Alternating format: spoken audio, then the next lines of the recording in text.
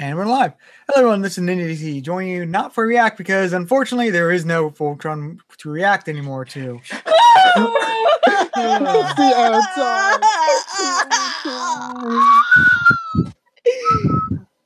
Thus we begin our first, this starts our first discussion of a series that has ended this year for us. And unfortunately, or fortunately, mostly unfortunately, the first of several for this year. So much stuff, so much everything is it. Why is everything ending? What's going on? Life can begin again at 2020. Never-ending cycle. Yeah, fair enough. Anybody have withdrawal symptoms? Because I do. I don't feel them yet. Jen. Let me see what I was going to say. Something. Voltron. We're sad. It's over. Yep. But I guess, like, before we begin all of that, though, I guess let's introduce ourselves. I guess first up, at least by my screen, Carlos. All right, this is Gun Alligator here, and we hope that you will enjoy that.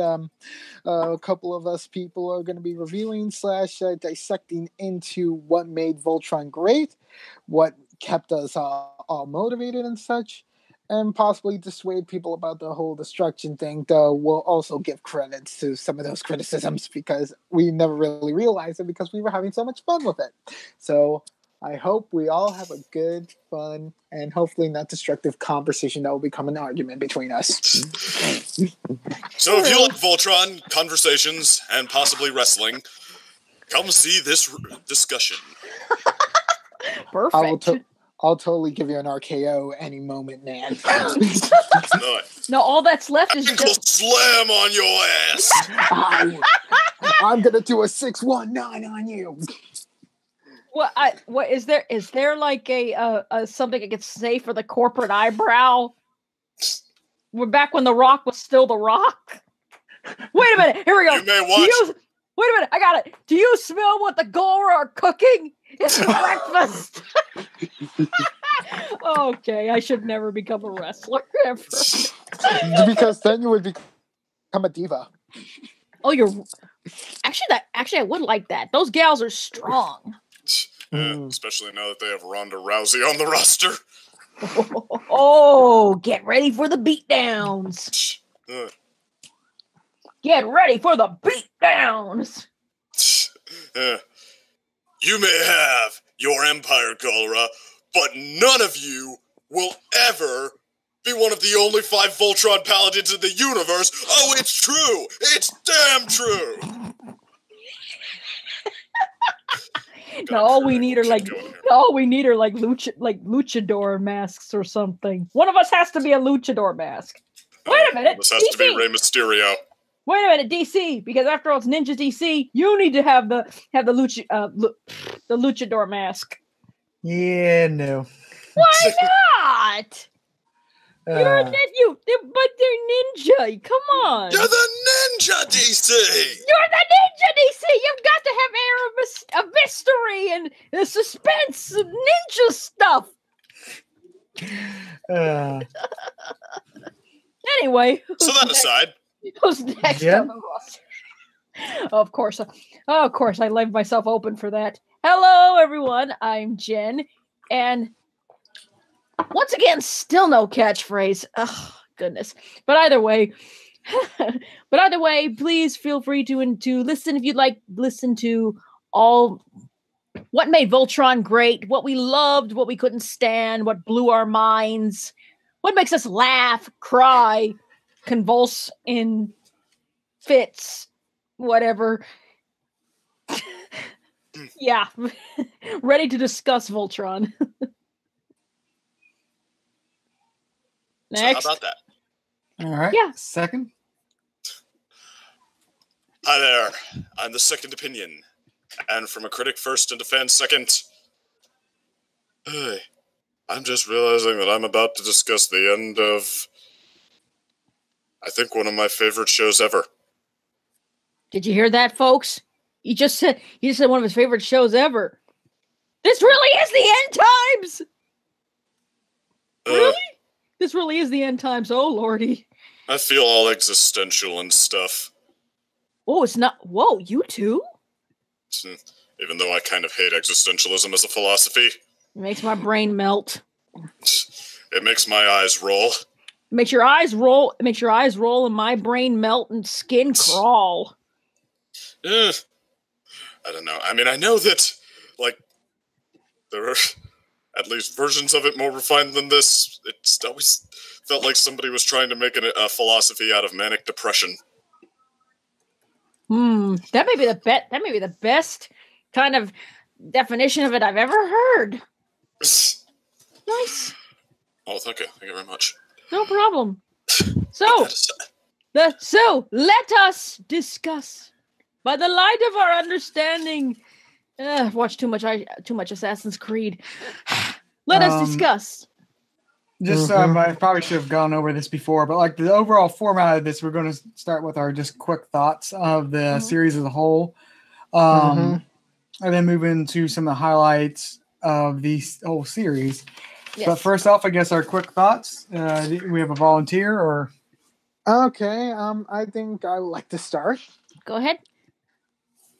Voltron is like one of those properties in which I actually had some experience with before, in the form of the Voltron Force series that came out in 2011, when it was on Nicktoons and such, when I was still watching television. Like, I apparently caught wind of it and watched like a few episodes of that, and was somewhat entertained for a bit, but then quickly forgot about it until you guys were like, hey, we're gonna watch something interesting from Netflix, like a reboot of Voltron, and I'm like, Voltron?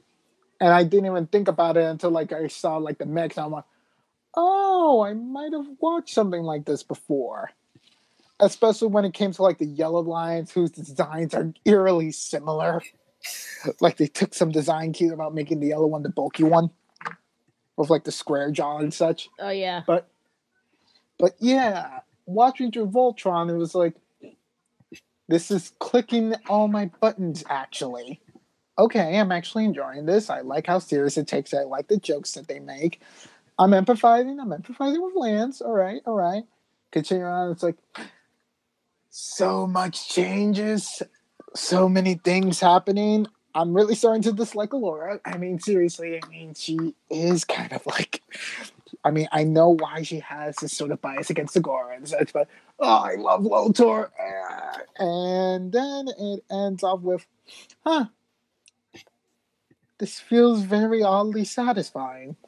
Like completely satisfying. Like the series ended in a way that is like, you didn't detract like from like say other series about like I'm not gonna name any examples, but like it felt like all the way through consistency was Voltron's greatest strength,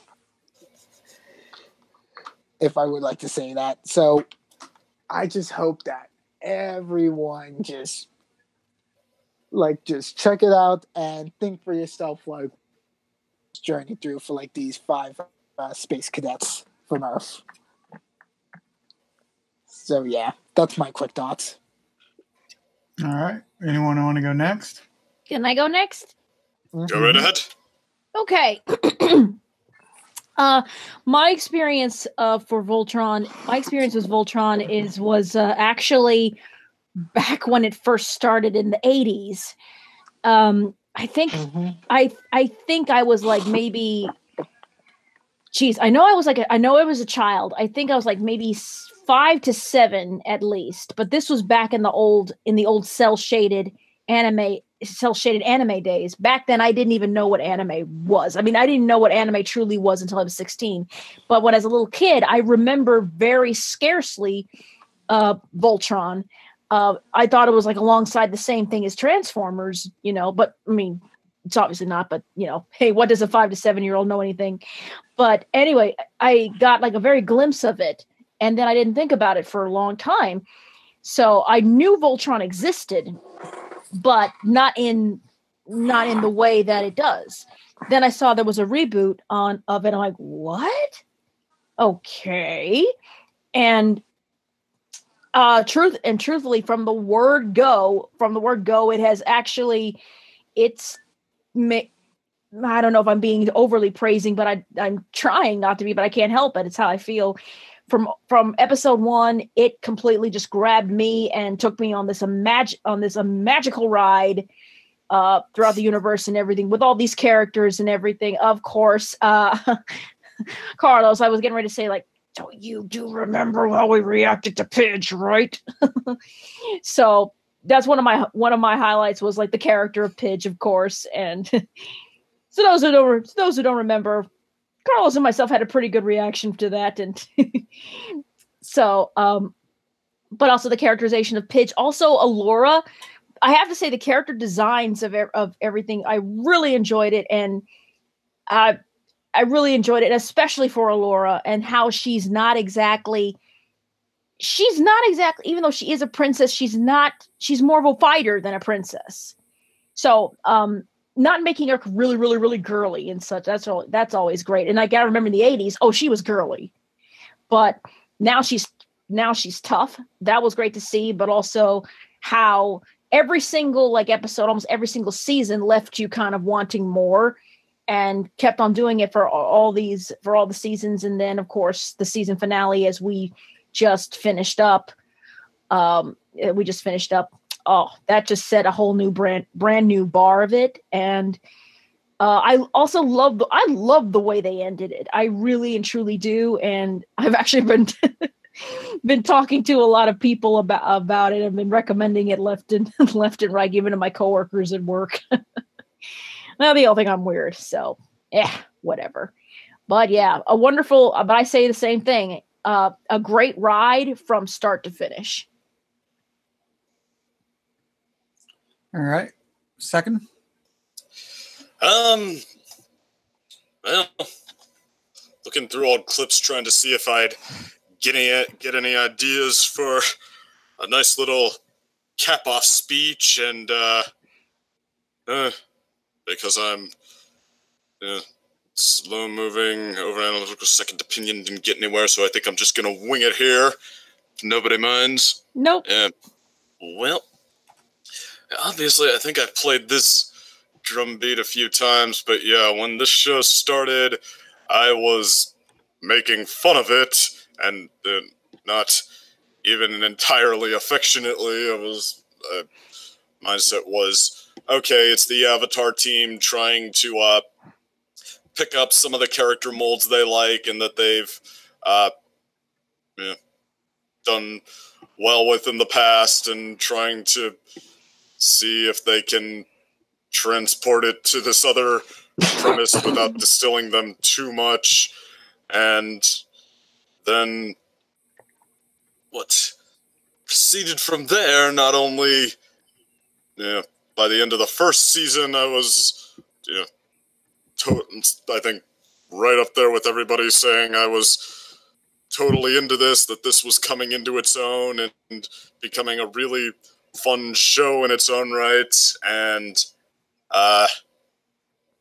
by now, I think it's rocked me so many times. I think that the list of reasons why it is my favorite show ever would be a lot longer than not. I mean, oh jeez, I don't even know. I wanted to be some kind of a critic long before I was second opinion, and my thing starting out was always movies. Charted out my favorite movie list all the way well past top 20, and shows, never really thought about it. I mean, when I started doing the MLP critiques, I thought, okay, well, I don't think it can quite be MLP. I guess it's Avatar, because I just never really gotten to anything like that. Otherwise, I don't know, I was thinking of shows to retroactively put on that list. Like, I watched Dragon Ball Z obsessively, but I think the first one I went to there was Dragon Ball, just because it was a lot more story-driven, and it had a lot more moments to breathe and enjoy the characters. But I mean, I really, but these guys, Team Voltron, even in their lesser moments, I don't have to think too much about what puts them apart from the pack. They just have such a love for exploring these possibilities, just these situations that can be so fun and so challenging in ways that are clearly so personal to them, and like really, I mean, you can tell that they, writing these characters, they really want to feel like they're getting to know them themselves and to kind of get inside their shoes and think, okay, where would this arc go from here? I mean, with so many of them, how they started out, I mean, we had certainly nuanced types, like, Keith and Pidge and Shiro, and I mean, even Hunk to an extent. I mean, Hunk, I don't know, that really just seemed like they'd only gone so far, but beyond sort of a Bolin type of character, but they just, as it went on, you could tell they were putting stuff on, like, down with him and with everyone else because they wanted to, because they really were into what they were doing. I mean, Hunk, he's the how did he end off? He's the heart of the team who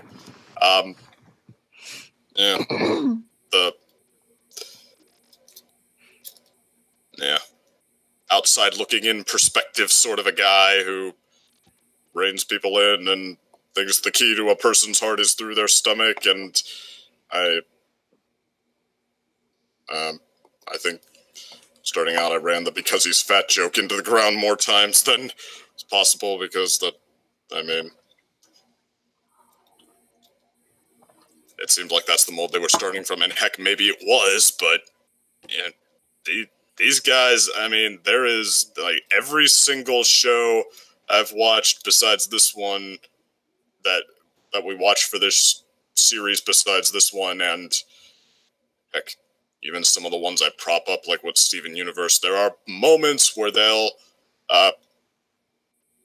walk back towards sort of an established blueprint, towards something that's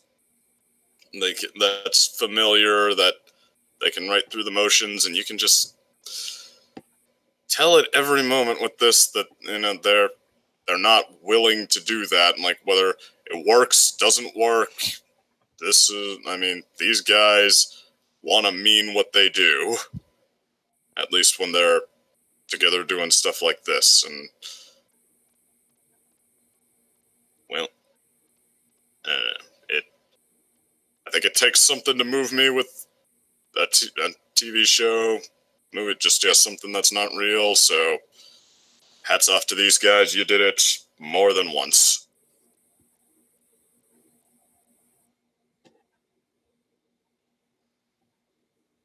I'll end my typically overlong speech now. All right. And just sort of give my summary is, this show surprised me. I think all of us were surprised. Was like, oh, it's a Voltron reboot.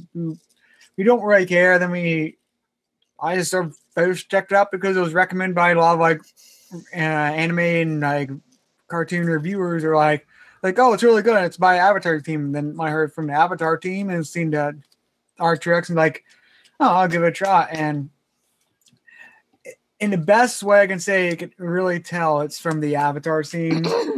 And overall, that's very great that's a very good show. It has some problems, but nowhere near the problems that Korra had because of Nickelodeon. Screw you, Nickelodeon. Not the station that made iCarly. Oh boy.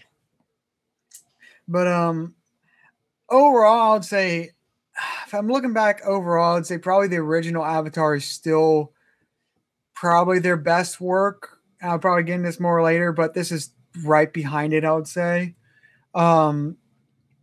Definitely above Korra because it, again, doesn't have the problems. Oh, poor Korra. It's Korra had to fly with its wings tied down sometimes, but even that I wouldn't say was spiraling out of control. I felt like they. No, wait, that's the thing of the core is like I don't feel it was pretty well for that. I don't think it was bad, but like it had so much. Like I straight up say, is like core could have been better than the Avatar: Last Airbender, but just all these studio interferences and all that just like completely screwed up the production and like it ruined it. And I am completely like enraged over that fact because it could have been good. Like, but to be frank, I love Korra as a character so much more than Aang.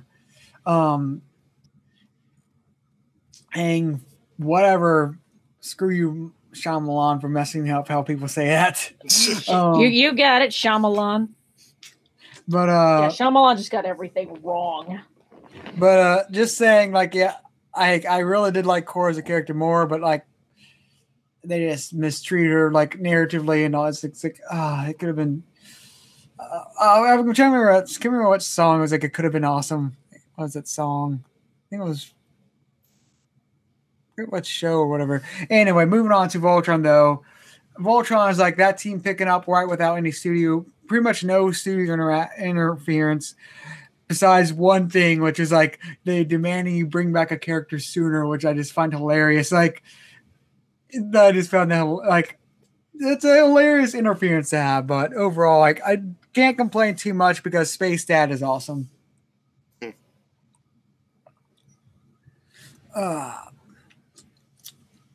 But yeah, overall, like I said, this is a great follow-up to Korra where like this team really kicks up their thing. How it could have been better, I'll get into that later, but I'm still happy with what I got completely. But with that said, I guess let's move on to let's talk about now. Let's discuss our highlights of this series, like things that would just like remember going down. Highlights and also just general like things like this is why you will remember the show. But I think I'll start us off though with the one thing we can all agree is that Pidge is awesome. Yes, Pidge is awesome. Everything with her character changes. Everything with her character being changed and like the surprise storyline with all that was just a complete and utter right call. You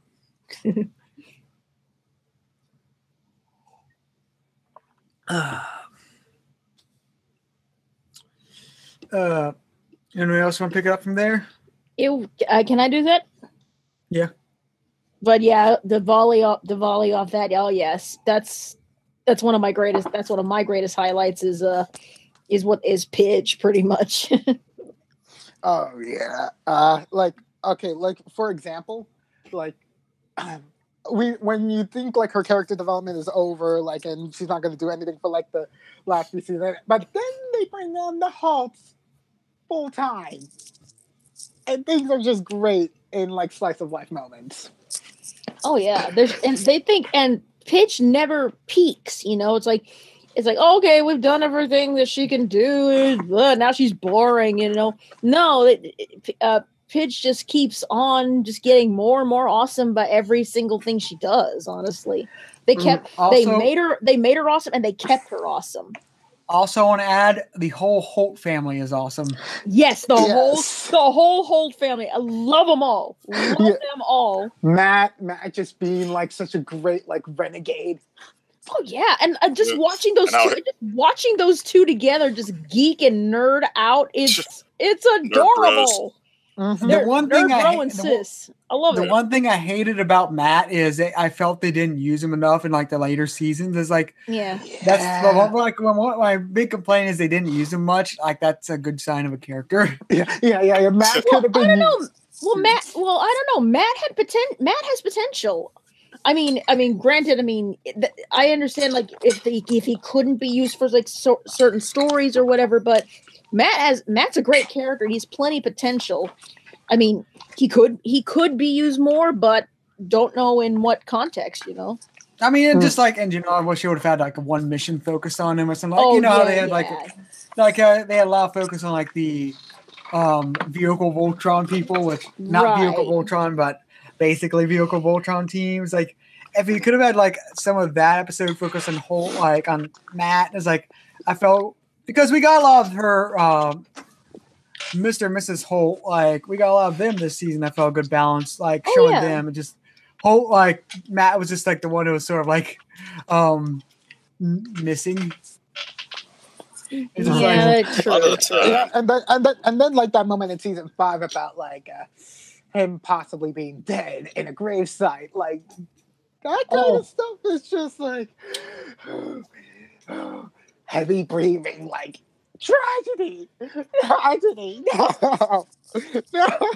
Oh my gosh, I thought I would actually cry if it was discovered that he really was dead. You know, I thought I would actually cry at that point. But then Pidge being so awesome and smart, she figured out the codes they had between them. And oh, you okay there, second? Yeah. No, that was me. Oh, sorry, Carlos. You okay there? Yeah. Okay, but yeah, she kind of figured out the cues and found him. That's just impressive. Yeah.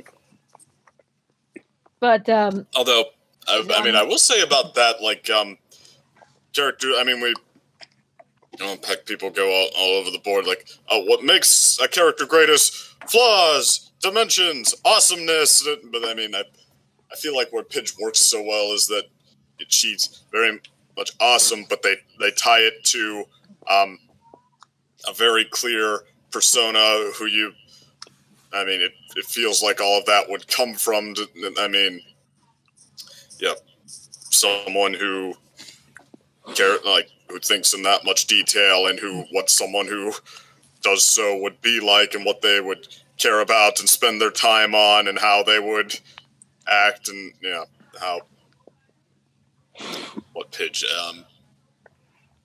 like she's I don't know, someone like that, a character like this almost has the potential to become kind of dry, but I mean, yeah, no, Pidge, she runs a full gamut of emotions, and I mean, yeah, I would say Pidge is easily one of the best girl characters I've ever seen in anything.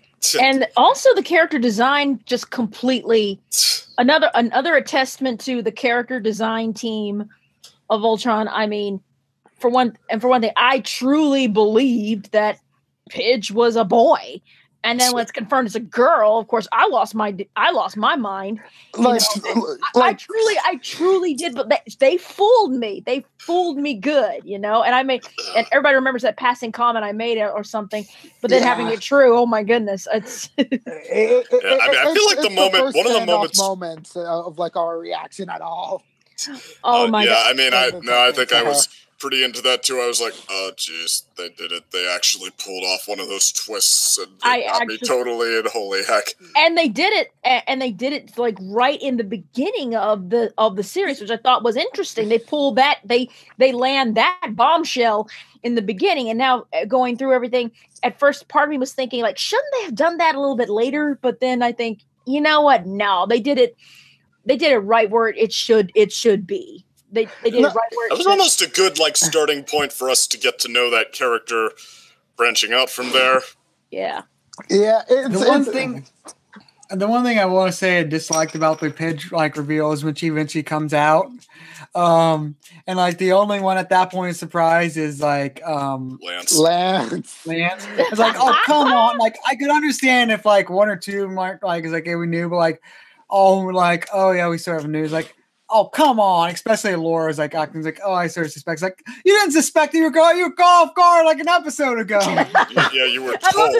I love it that Laura was like, I know you have something to tell me, right? Yeah, I feel like one of the moments that I think sums up Pidge's character perfectly is Laura trying to. Oh, you're a girl. Well, Pidge, is there anything you want to tell me? Anything personal for us to connect over? And Pidge's response to that is, okay, I like peanut butter and peanut butter cookies, and not really peanuts because they're really dry. But I don't know. That is everything Pidge is and isn't in one conversation. Very. They nailed it right there. But it's so funny. Laura's I'm thinking Laura, you're making it weird. You're making it weird, girl. You're making it weird, man. But also But a great thank you to Pidge. Honestly, one of our greatest, to me, in our time of doing this podcast, one of the greatest moments, honestly, and the greatest reaction moments to that. Even though when I tell people about it, I'm like, hey, you want to see? I'd be like, hey, you want to hear 5 minutes of two people losing their minds? Look this up. Look this moment up. I even got to do a one-liner off of that. It was Cadet or someone asking, like, "Oh wait, I don't get it. What's that?" Oh, that's right. Cadet had come in. I think she'd come in like in the middle of it. She's like, "I have no idea what's going on." And then I was like, Carlson, "Well, let me put it this way. You know when I said that the princess was the token female character, and she still didn't get where I was going with that? She was just like, yeah." I was wrong. And then here we are in the background, like, what is this? I can't believe it! And I'm over here like, I can't believe I got it right! It doesn't feel like a trap! It doesn't feel like a trap! It was an absolute trap! Completely! They completely just pulled one over! You know? But it was one of the... I still sometimes revisit that moment just for a good laugh. And you want to know something else? I still remember like the fact about like Pidge's design being used in anime later on for like a quiz anime of all things, and I'm like, actual guy Pidge. This is actual guy Pidge. Even though he's all about quizzing and stuff, it's just like the resemblance is too uncanny. Exactly, and also the part where she's like, I wonder if they were trying to do a callback to the old Pidge when she's doing these voices in the market. That was absolutely a callback. That I had a thinking that it was like, is that some sort of callback that I'm missing? I bet it is, and I'm just and it's just going over my head right about now. But that was kind of interesting. And can anybody answer me? What the heck was that android they were building at the finale? Was that also another callback? Yeah, I think that was like a callback to like a assistant robot figure or something like that. Because I recognize the design, I just don't know the content. It's like I recognize, I know it's a reference to the original Voltron. Like, that's what I was thinking too. I was thinking like, is that another callback and I'm missing it somehow? Because it's like that kind of like Astro Boy era like designed robot. So like so I know as you're like, oh, I know this is a reference to like the original, because I know there was like some there's a whole bunch of sidekicks in the original Voltron and all that. Oh my god. Right. Also, there kind of are in this one too. I mean, hey, we're talking about sidekicks. Why don't we talk about the big like one in the room, aka Cosmo? Oh, Cosmo! I want a cosmic wolf. Like, and you want to know something? You want to know something I learned from like a lot of the detractors for Voltron? What's that? Cosmo's inclusion, like you would think, like, oh, it's just a simple add-on, right? Yeah. Apparently, Cosmo was fulfilling the role of Shiro to go back to being the leader of Voltron and finally gain his ability of teleportation. What? So that makes no sense. That makes 0 sense. That makes no sense. It's kind of like a weird timey-wimey thing of like, as soon as like Shiro came back into like the picture, and if he came back into the form of a wolf. Okay. Okay. I don't know if I can buy it, but okay. Imagine if like everyone should have a Cosmo for a pet, or better yet, if someone made like Cosmo a cat. Oh my gosh, if Cosmo were a cat, I would gladly settle into my life, into my future of spinsterdom. If I had that one cat, I'd be like, all right, I'm a crazy lady with a cat, but darn it all, I'm a crazy lady with a cosmic cat. And what? And what you got? What you got, all those spinsters? Nothing.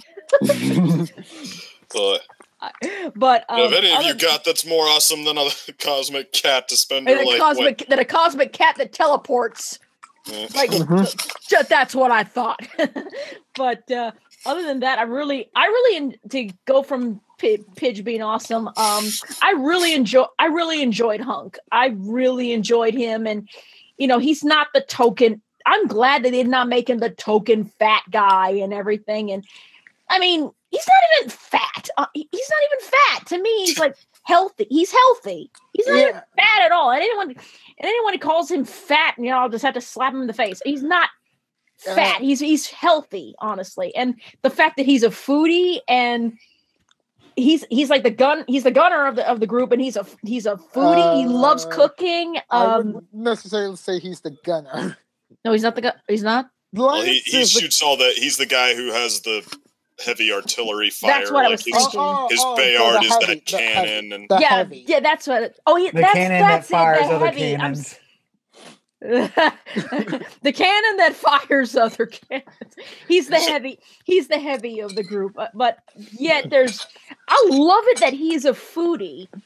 I love it that he's a foodie, but the thing is, he's not like, oh, I'm so hungry every single freaking time. It's like, no, he wants to create. He wants to cook for others. I love that. I absolutely just love that about Hunk. And also, I think it's a good. I think it's a good summary. I was going to say, I think it's a good summary of him. Like he's not just like the fat guy. He's like he's a foodie. Like that's a good. He's exactly. like a foodie. And not just because he wants, and not just because he wants to eat it. He wants to share food with the rest of the universe. Which I could have just up and down and applauded when we saw like Hunk's like epilogue at the end. Yes, he gives a gourmet empire. A gourmet galactic empire, a galactic gourmet empire. I just like a nice Gordon Ramsay. Yes, he's the nice Gordon Ramsay from MasterChef Junior. There you go. He is Gordon Ramsay and MasterChef Junior. Because Ramsay knows he can never be exactly what he wants to be with the kids. That's kids is his kryptonite. Kids is Gordon Ramsay's kryptonite. So definitely I love it that he wants to share with everybody, but also he wants to share with everyone. I really enjoy that. He's also a lot of times he's kind of like the voice of reason, but also moments with him and Pidge. Oh my gosh, I could just watch him and Pidge together for hours, and I would not get bored. No gravity, trying to get something. Right, and just them. They're. If anything, any like pairing on the screen that's fun to watch, other than Pidge and her brother Matt, it's Pidge and Hunk. They just bounce off each other so well, and their just interactions are just so fun, and they're so fun. I could watch them for hours and not get bored. Okay, and you want to know something interesting? Sorry. Like I was gonna say, that just reminded me of one of my favorite lines. Is like when I forget if there's a gravity room or not, but like Pidge like stretching out. It's like curse my shirt, curse my short arms. Stubby arms. Curse my short stubby arms. Okay, I like to bring everyone's attention to like when I watched the pilot, and it's like they didn't start out that way, and that's like really funny to see in retrospect. Like Hunk was just being a bit of an annoyance to Pidge when she was just trying to those space radio hearings about Voltron. Right. Yeah, Hunk, Pidge, and Lance were like the little team of misfits at the beginning who didn't even necessarily get along with each other that well. I guess you could put in Lance in that thing. Those three together are just like for comedic. They're like for comedic good times, honestly. Well, Lance, I mean, not only did he not really hold that trifecta, they didn't really seem to know what they were doing with him for the longest time. And, I like the last episode I saw catching up was the one just before the final two episodes I did see. And yeah, with Lance and Keith sitting down for that little reflection about how far they've come and about how Lance realized that, I was pretty cocky back in the day and I was wrong. I'm not the greatest pilot in the universe. And Keith just like telling him to keep heart that, okay, their plan's a long shot, but it's what they've got. And they never knew if they had it. It's like, oh my God, you know what? This should have been it. This should have been what they, like Keith and Lance, their relationship should have been a front and center thing. Heck, they should have done like the Siskel and Ebert thing, going from rivals who couldn't stand each other to grudging comrades who bonded over being the two up and coming hot shots, the kick-ass pilot, or at least the two more like talented sheer fighters on the team, and then finally a loving friendship.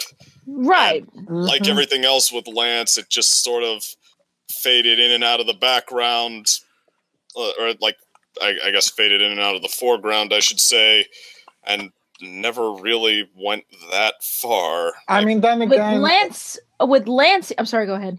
I was gonna say, like, and it's kind of due because of, like, Keith's absent for, like, a lot of the middle.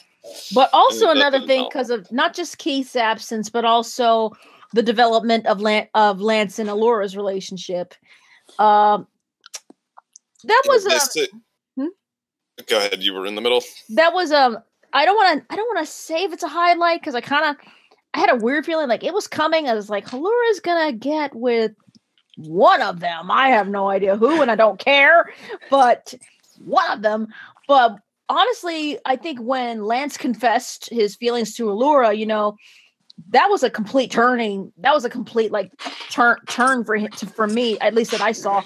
And the fact that he cared so much for Allura, even though he was putting on this bravado of being a ladies' man, you know, but his feelings seemed genuine and true for just Allura. And I was actually sad that they didn't get their chance to completely end the series together, you know.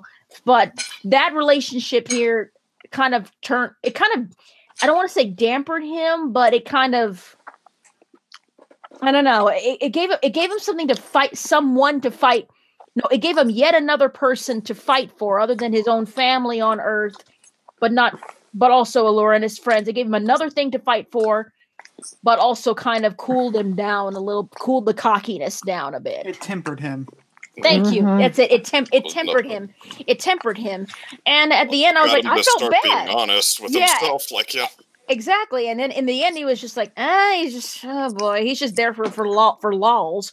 But in the end, I'm like, wow, but wow, it's like you almost kind of feel a little bit of like his arc of what he goes through, especially with Allura there. Keith, I actually can't say that much for. I would always call him a pretty boy because, well, he is. Well, the best thing I have to say about Keith is that those 2 years being isolated with his mom to work out his issues helped him so much. Like, it was basically they brought Keith into focus in a big way. I felt like they really came through on him. Oh yeah, they. Well, the thing is, what I like is like it's what it was needed for his character. Like he still had some issues, especially, but what his leftover issues was just with Shiro, just because he was working those out. But his overall like afraid to be a leader and all that like issues he worked out in those time, and it makes sense because basically he has a like the biggest thing that sort of defined Keith as a loner, like what his personality is. Like he had abandonment issues. His mother like left him since he was like a child. His father died like in a line of duty as a firefighter. So like he was an orphan for a while. So he says like abandonment issues and all that. So like he's stuck with his mom, like traveling like through this perilous thing, his mom and Cosmo for like 2 years. So it's like, yeah, it makes sense. He would like basically calm down over those periods. Right. He would learn. Yeah, he would have to mature because I mean that's all. His life is now. Well, he and his mom's life. I mean, it's bigger than just what he's mad about at that point. I mean, right. Both he and Lance had their hot shot moments, and they had their events that kind of tempered them both, which is really really interesting. Another thing, Shiro, Space Dad. Oh yeah, let's talk about Dad. Let's talk about. Well, I mean, I will say, I feel like first let's at least finish the point with Lance because. Well, I mean, heck, we just got to the end of the series where it becomes a really big thing to say. It was like, I mean, I remember starting out just being very confused at why they didn't seem to be doing with anything in particular with Lance, because, the first one to find his lion, almost the Ash Ketchum starting out, the cocky screw-up who nonetheless is talented. I mean, it seemed like they were almost, like... building some kind of main character vibe with him, not necessarily leader, but like some kind of almost main character vibe. And in a way, like the series does sort of close out with him in the spotlight rounding out his arc. He's the one who had to give up something the most personal of all, or had to watch something the most personal of all leave him forever in the name of saving the universe, and I mean, he doesn't get a happy ending per se. I mean, he gets, like, at best a bittersweet ending where he doesn't fully recover from his loss. He doesn't find anything else he really wants to do with the rest of his life. He's up for living quietly now, and I mean, it's sad and bitter, and it's bittersweet, and you surprisingly really believe it coming from this guy who was, such a comic relief and not necessarily a good one, I would argue, for so long. And I just wonder in that sense why they left it all the way until the last season. That's a good question. Why wait till the end?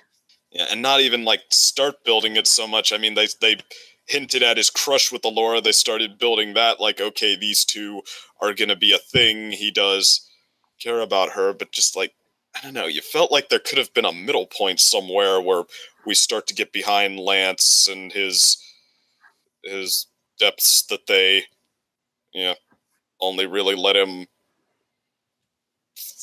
flower in the last season. Is that the word? I would think to compound on the feels that they wanted to have for the final part. Yeah. And one last thing on my end, Onerva. One last thing on my end, another this is a big highlight for me, Onerva. And just who and what she becomes in the end. And I've honestly that the finale I've gone over in my head like dozens of times, and it's like you it's like you want to get part of you wants to hate Onerva for what she's doing, but at the same time she's one of those villains you don't know if you want to root for or not.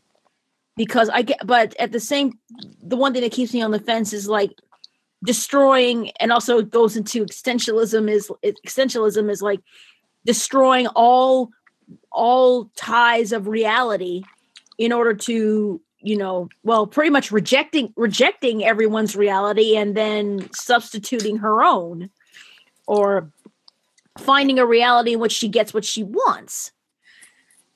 And the one thing that keeps me from completely hating Onerva is the fact that at the end she goes through all this, she finds the reality that she knows she wants, but even then she doesn't get it. Even at the very end, she doesn't get what she wants. Little Lotor still ends up hating her. At the end, it's even as like she went through all this crap, and yet the kid still hates her. And I'm thinking, oh my gosh, how cruel is that? You've gone through all sorts of realities, and yet you find it, you still don't get it. I mean, it's just, man. It was brilliant by the team. I mean, it was like the Into the Spider-Verse comparisons. It was about right, and I won't spoil it. It was about right the amount in Into the Spider-Verse, because that character wasn't so much in the spotlight as much as Onerva is. But I mean, this was brilliant by the team. They knew we needed to see that. We needed to see how, in a sense, how the thing Onerva wanted was, I mean, taken on its own terms, the very a mischance that it was a very earnest desire. I mean, she wanted, I mean, it's like, it wasn't even necessarily that she wished harm on anyone else. She wanted, she wanted what every, I think, how about this? She wants what every good person wants, like a wonderful, upstanding life with a family. And to see her, even in the moments where, okay, she's, for all intents and purposes, has it, where this other Zarkon is accepting her and embracing her and so happy to have her back. It's like, I mean, it's what I love. Like, about writing like this, where just like impossible moments, impossible decisions, where no matter what happens, somebody has to get their heart like ripped out by its roots a little bit. Like it was brilliant and cool. Well, yeah, lesser stories. I mean, they go the route of, I mean, okay, well, obviously we can't go there because, I mean, it's, yeah, that. If we did, I mean, we wouldn't be able to sort it out. Then like, I don't know, we would have to let the bad guy get their way almost, or it would mean they weren't the bad guy anymore. You know, there has to be something throwing it off ahead of time, like, I don't know, like they reject her right away, like, no, we can sense it in our hearts somehow. You're not the real Nerva, or you're not my real wife. And I mean, instead, like, or like, my mother's dead.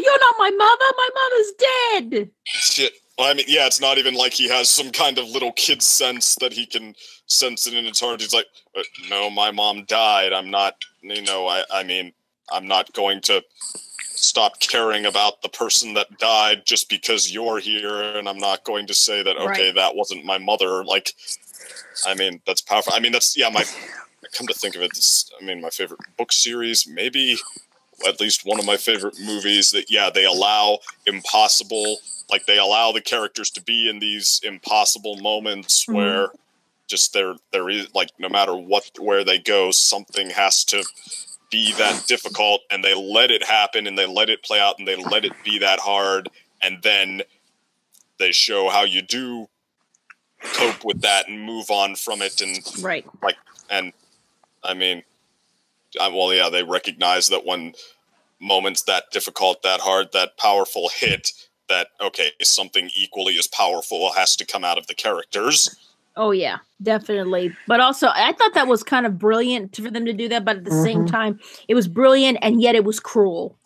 Oh, and absolutely. It was cruel. Brilliant, and it was cruel, honestly. I could completely feel with a nerve, and she'd be like, just feel free to censor me, but she'd be like, screw everything, you know, afterwards, like, okay, like, she going through all that. Oh yeah, if I were in her shoes, I'd be like, all right, screw everything, every reality, everything, you know, just everything. And that goes and ties into like how big the stakes were of the finale. And oh yeah, this is what I wanted to say in the beginning, but never got a chance to now. But I'm going to put this on record now. Because of this finale, I thought for the longest time, no finale could come close to what season 4 of My Little Pony was for me. Then here comes Voltron, and I'm like, thank you. And it just set a completely different, higher bar. I dare say it superseded season 4 of the other favorite finale I had. The stakes were truly high. You don't get any higher than your whole plane of reality and universe and everything, your whole plane of reality being completely obliterated by someone who is hell-bent on trying to get her family back. Which goes on to say a mother's love can be one of the most purest and, well, in a Nerva's case, dangerous things in the universe. But yeah, but you don't get any, the stakes don't get any higher than, okay, Gurren Lagann did this kind of they did this kind of finale here when space and everything, but the problem is Voltron did it better, because at some point Gurren Lagann's finale got ridiculous. It got absolutely ridiculous. I mean, okay, the idea, galaxies. Okay. Using galaxies as discus, that seemed okay in theory, but at the same time, like, what the heck are you doing? But at the end, when you had that hand drawn like sequence, I'm like, okay, did somebody just run out of ideas, or did someone just run out of a budget, or did someone just quit? So it just got ridiculous. It got really ridiculous at that point. Voltron did it better, because they had a goal, and they set true, and the stakes kept getting higher and higher and higher. Came to an absolute beautiful painful peak, and then went down from there. But again, the last thing with Minerva, I have to say best, not just best finale, but also Minerva. I'm gonna say, dare I say, best villain, best total. I don't want to say she's a villain. I really don't want to say, even though she is a villain, but yet I can't see her as a villain, because if the way I am feeling, she touched on a lot of she touched on a lot of feels that I am currently having right now. I mean, there are some things in life for me that I would give that, darn it, if I had a nervous power to warp reality and to find a reality in which I got what I wanted, I'd do it. But then and just not getting what you wanted in the end, and just kind of going mad in a sense, I mean, not just on some level, it could be just a kid throwing a tantrum, but on some level, when you really, in a sense, kind of have already lost everything, and you try so hard to get it back and you can't. I mean, what other reaction is there, than to just screw everything, So yeah, long-winded point. I'm sorry. Minerva, great, just a great character. I don't want to call her a villain, honestly. Just a great character. She touched on a lot of feels for me. It's kind of like an anti-villain scenario. Thank you. Yes, anti-hero. Anti-hero. Okay. Yeah. So I don't think she's a villain. She didn't want to be like, I'm going to destroy the universe because I'm going to destroy the universe. Her motive was completely okay. Her motive was kind of selfish. She was still a villain, but she was like a sympathetic villain is a term. That's it. Well, she was an absolutely tragic villain. Tragic and sympathetic. Yeah. She's a tragic and sympathetic villain. She made lots of mistakes in her time, and now here she's trying to correct them. And the thing is, like, the really tragic part about with her is, like, she didn't really realize, like, what she was important to her until it was gone, because the way her mind was basically warped because of the Hagar split personality thing. Right. It was. She realized her mistake, I think, kind of too late. And isn't that one of the sad, tragic truths of life? You don't know what you've got until it's gone. Another one of the sad, tragic truths of life. You kind of brought this to mind, though, and I've had to be confronted with a lot of points about this recently. I'll say people who do a lot of bad things, but where people want to take the time to look at their perspective and say, like, oh no, there's a reason, right? There's they have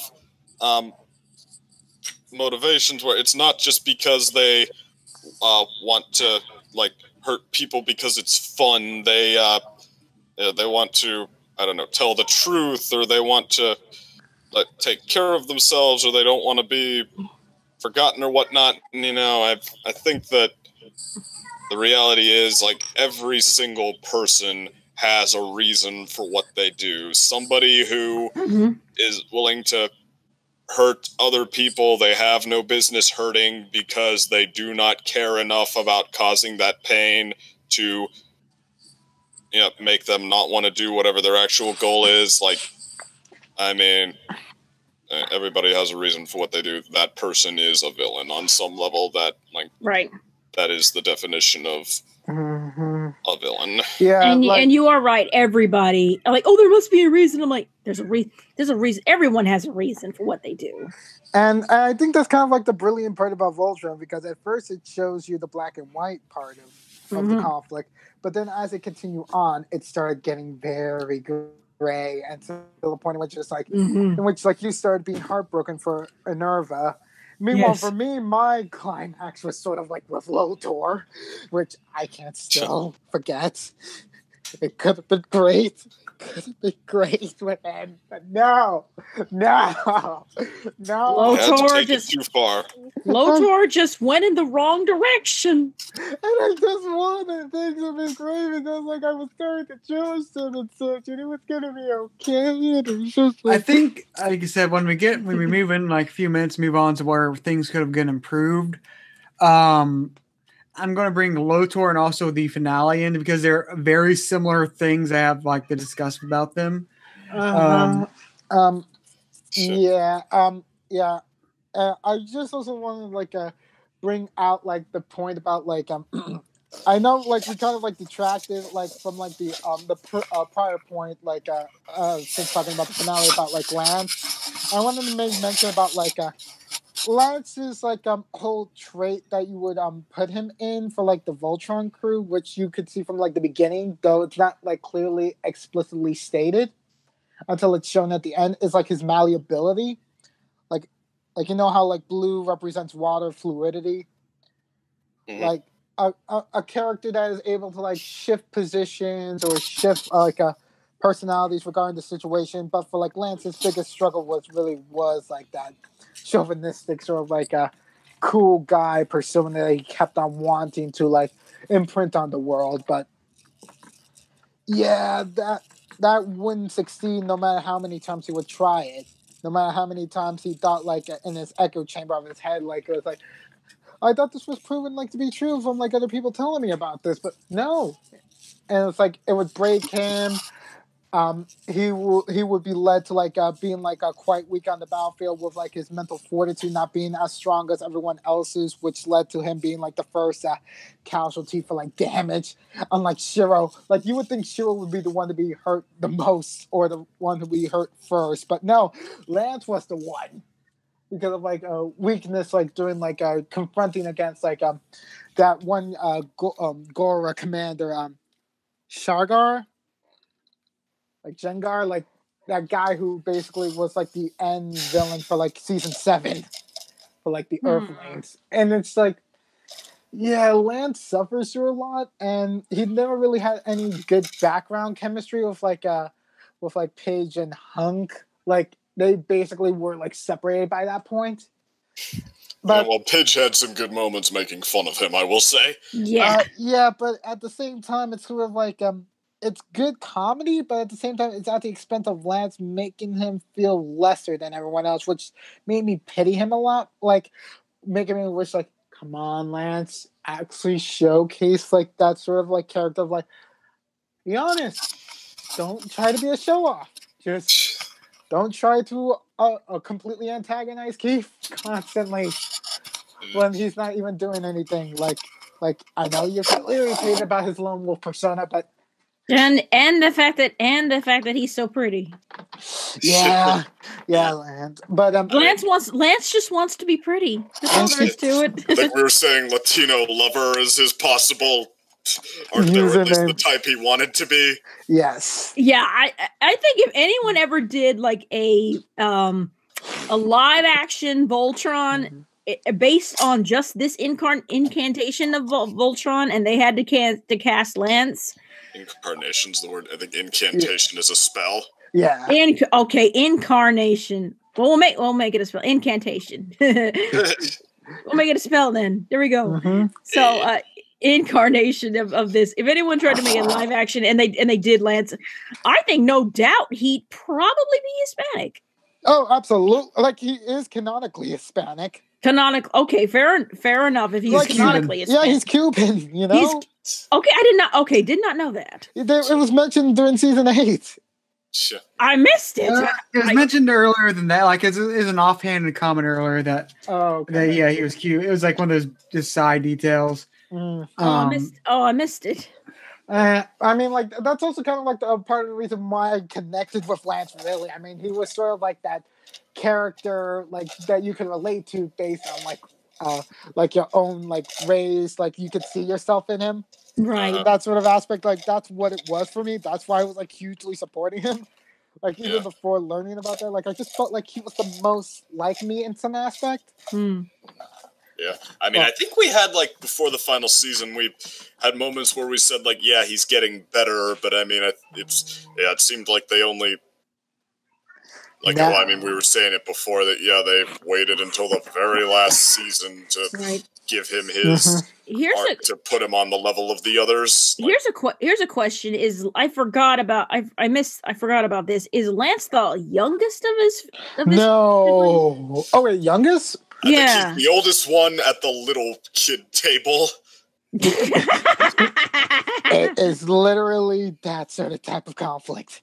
He's the oldest one at the kids' table. Okay. He was, and then they moved him off the kids' table for his date. Thank goodness. That would have been like so embarrassing. That would have been so embarrassing. I mean, like, yeah, we're at the kiddies' table on our first date. Oh, that's just not done. Okay. Yeah. You can't do that. But, you can't do that. From that. Yeah, and imagine it's in the one case I would almost be glad that Allura would not be there in the end, because how would it be, like, say, if they were at epilogue? I know this would happen. Like, epilogue, they're talking to their kids and be like, "How did you and Mom meet?" At the kiddie table. Like, at the kiddie table at Lance's place, and be like, "Honey." You know, those feel like that, like those juicy secrets, or those terrible dark secrets that should be kept in the basement. That's like the comedian who, heard this joke shit about why construction workers bother yelling things at women. Like, can you show me one relationship that has come from that? Mommy, how did you and Daddy meet? Oh, well, I was walking down the street and your father screamed the most disgusting things at me. Just like he does now. That just reminds me of, like, a fairy tale joke. No, like, the joke I like to say with fairy tale is like Levy and Gajeel was really like Mom was like, yes. "Daddy, how did you meet Mommy?" He's like, "Oh, I nailed her to a tree." Yeah. That's literally what happened. He nailed her to a tree. Complete embarrassment and insult on her and her friend group. Oh my God, that'd be hilarious. That's hilarious right there. That's hilarious. Like, how'd you meet Mom? Nailed it to a tree. Nailed it to a tree. As you do. Nailed to a tree. Oh, all the kids are meeting their significant others through nailing them through a tree. I mean, it was on Facebook last week. Well, do they mean that literally or figuratively? But hey guys. Yo. I think like we kind of missed Shiro when we were talking about characters. Oh yeah. Oh, we did. Because I how can we forget Space Dad? Yeah, let me just tell you this. For me, let's talk about Space Dad from season 1 to 2, then from 7 to 8. Because for me, like, you know about like how uncomfortable I was for Space Dad from 3 to 6. Because tell me again, why were you uncomfortable with him? Because I had the feeling that it wasn't him, that he was... Something's not right. Something was completely not right. And and I was completely right about that. Oh, okay. Yeah. And that moment, though, where cloned Shiro gets the Black Lion to trust him, I mean, like, that. In a way, that's it's still kind of a touching moment in itself, because, I mean, like, this guy still thinks that he's Shiro, and he still cares about the same things Shiro does, and putting that sincerity forward and getting the Black Lion that knows this isn't the same guy to trust him. Like, I mean, yeah, it's a good facade, but also it's like the Black Lion is just like, I have a terrible history with relationships with my writers. Oh my God! A little bit. Bad ones. Oh my God! It's literally like if we're talking about you, we can't not forget about Black Lion, because she was the most characterized of the lions. Yeah, definitely. Has anybody done this yet? Like, made the humanized version of the Black Lion And it's like, it could be just that you said, Carlos, like, is she like, what's wrong with you, what's wrong with you, Black Line, or whatever? And she's like, I have a problem. I have a bad relationship with my writers. My ex wants to win me back. Both exes want to win me back. They won't. But the newest relationship I had is basically the best of both worlds of my old exes. And then I had to leave him at the end because the universe was safe and stuff. There you go. He's like, and then I had to leave him. Okay, the Black Line needs to be human, talking to a psychiatrist and be like, okay, so what ails you?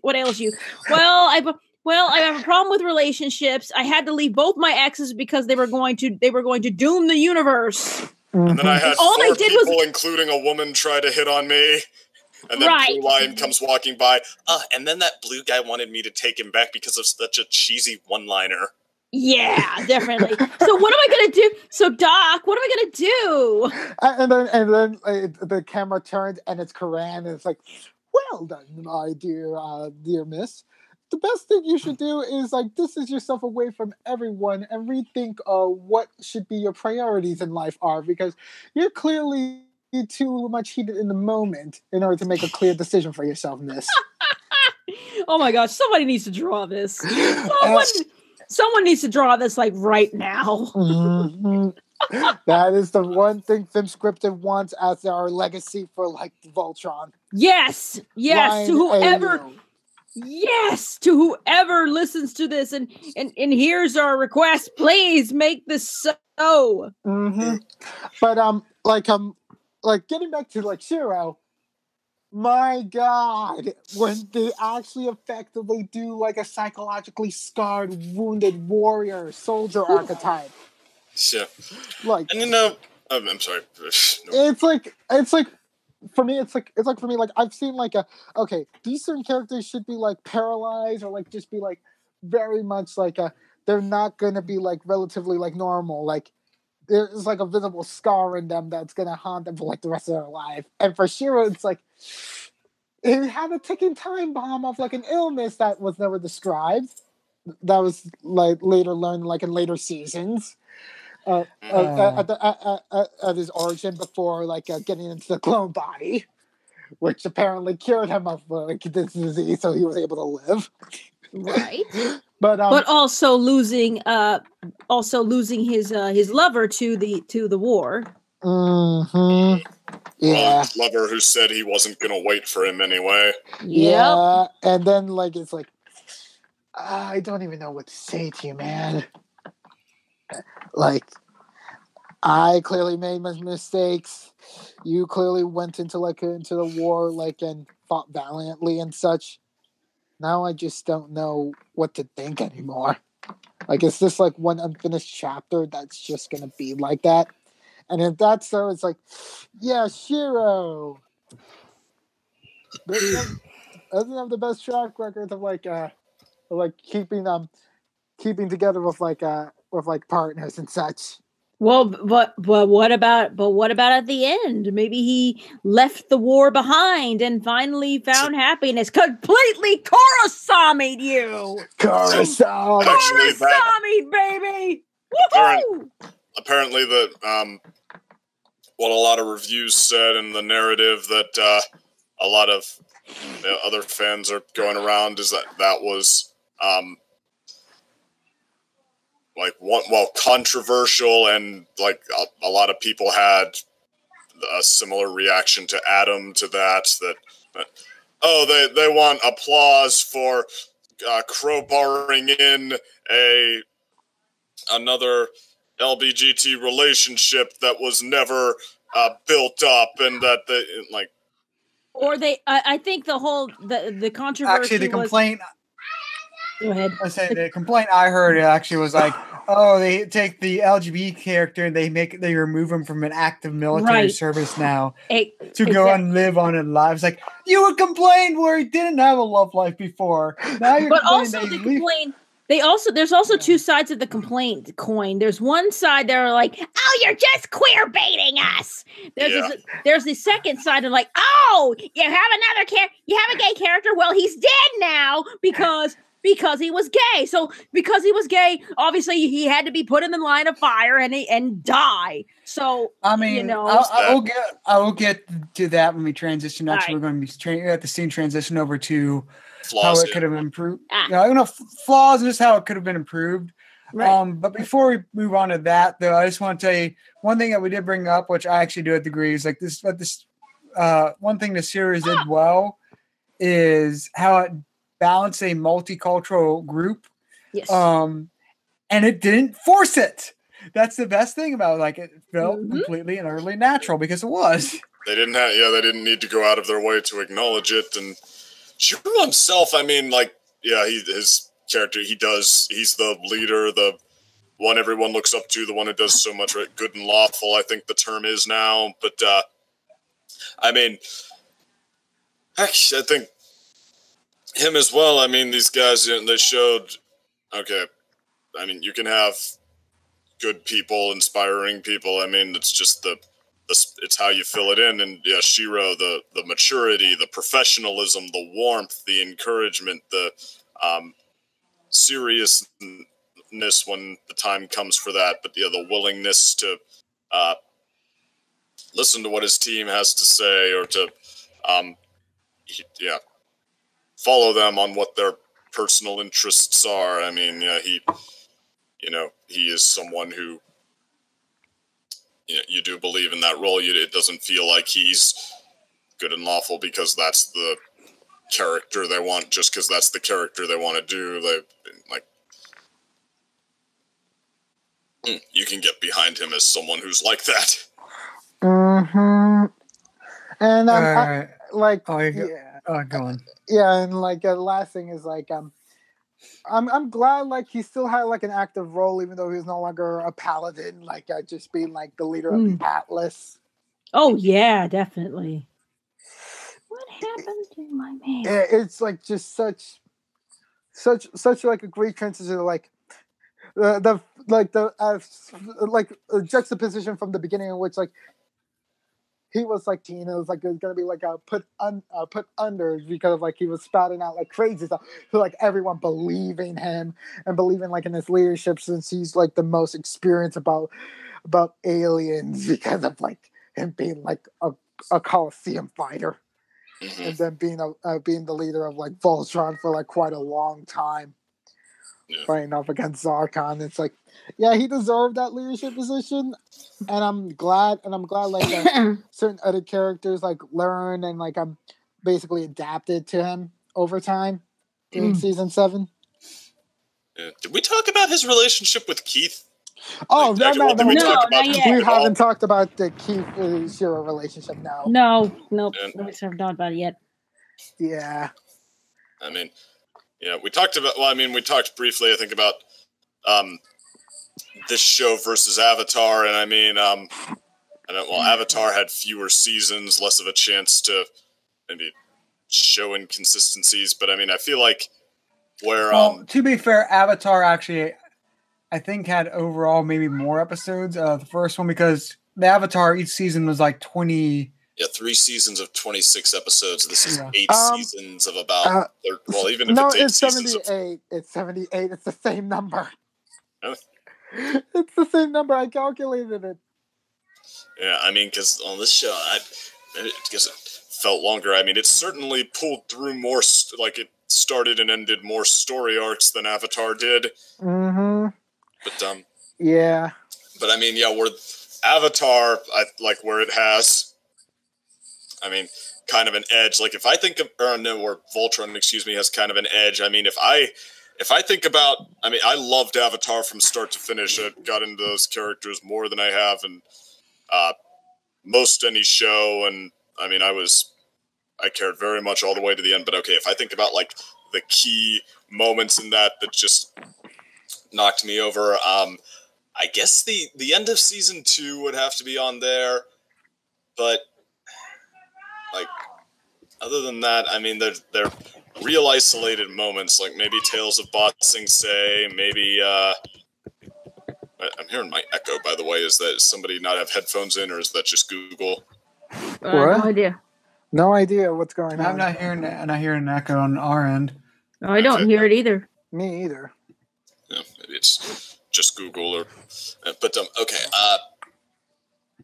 Yeah, like the end of season 2, maybe in some of the Zuko story arcs when he joins the team, or like him turning on his dad. But okay, otherwise, I guess just offhand moments that, well, heck, every show has to some extent. Here, okay, the season 2 end where they face Zarkon. I mean, that was just such a wild ride, such a rally, such a triumphant charge. You know, Shiro like taking full possession of the Black Lion, and what we later found out was him like actually giving his life in this full triumphant charge. Yeah, I mean, I think that had us on the edge of our seats, cheering, foaming at the mouth, what have you, all of the above. So okay, that Pidge seeking out her brother and like having her moment where she has to accept that, okay, maybe it's too late, he's dead, which was perfectly possibly how it could have ended. There was that was a huge moment, and I feel like though Pidge remained like awesome and integral and all of the above, that was where her story arc, not necessarily character arc, culminated. Okay, so that the finale overall, and especially with Lance having to now feel the after effects of war. So okay, mm-hmm.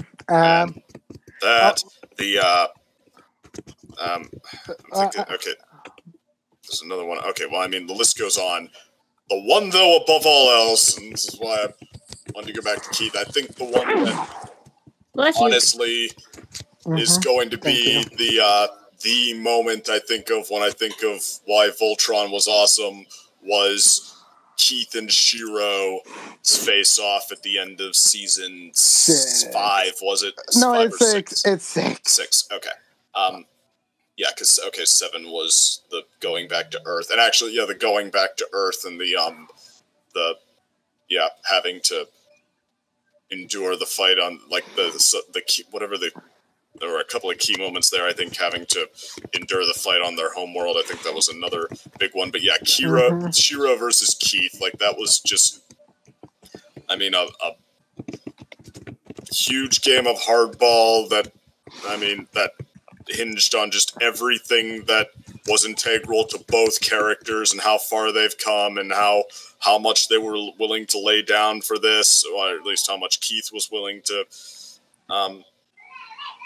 lay down for this, and just and what Shiro, even though he wasn't Shiro, and he wasn't even clone Shiro anymore, wasn't himself, just what he knew about Keith and what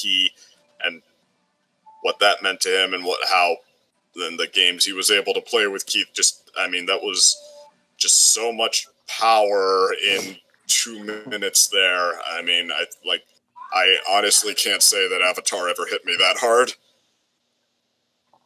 So, yeah, all right. They, I think, even Lance to an extent, actually, ironically, I think the guy who might never have had his, defining moment might have been Hunk, actually. Lance, while he still might get my vote for worst character, he at least kind of had his. But yeah, like, Keith and Shiro, I think, especially since Keith started out as the problematic character, that's a shining example of how they really came through on this cast.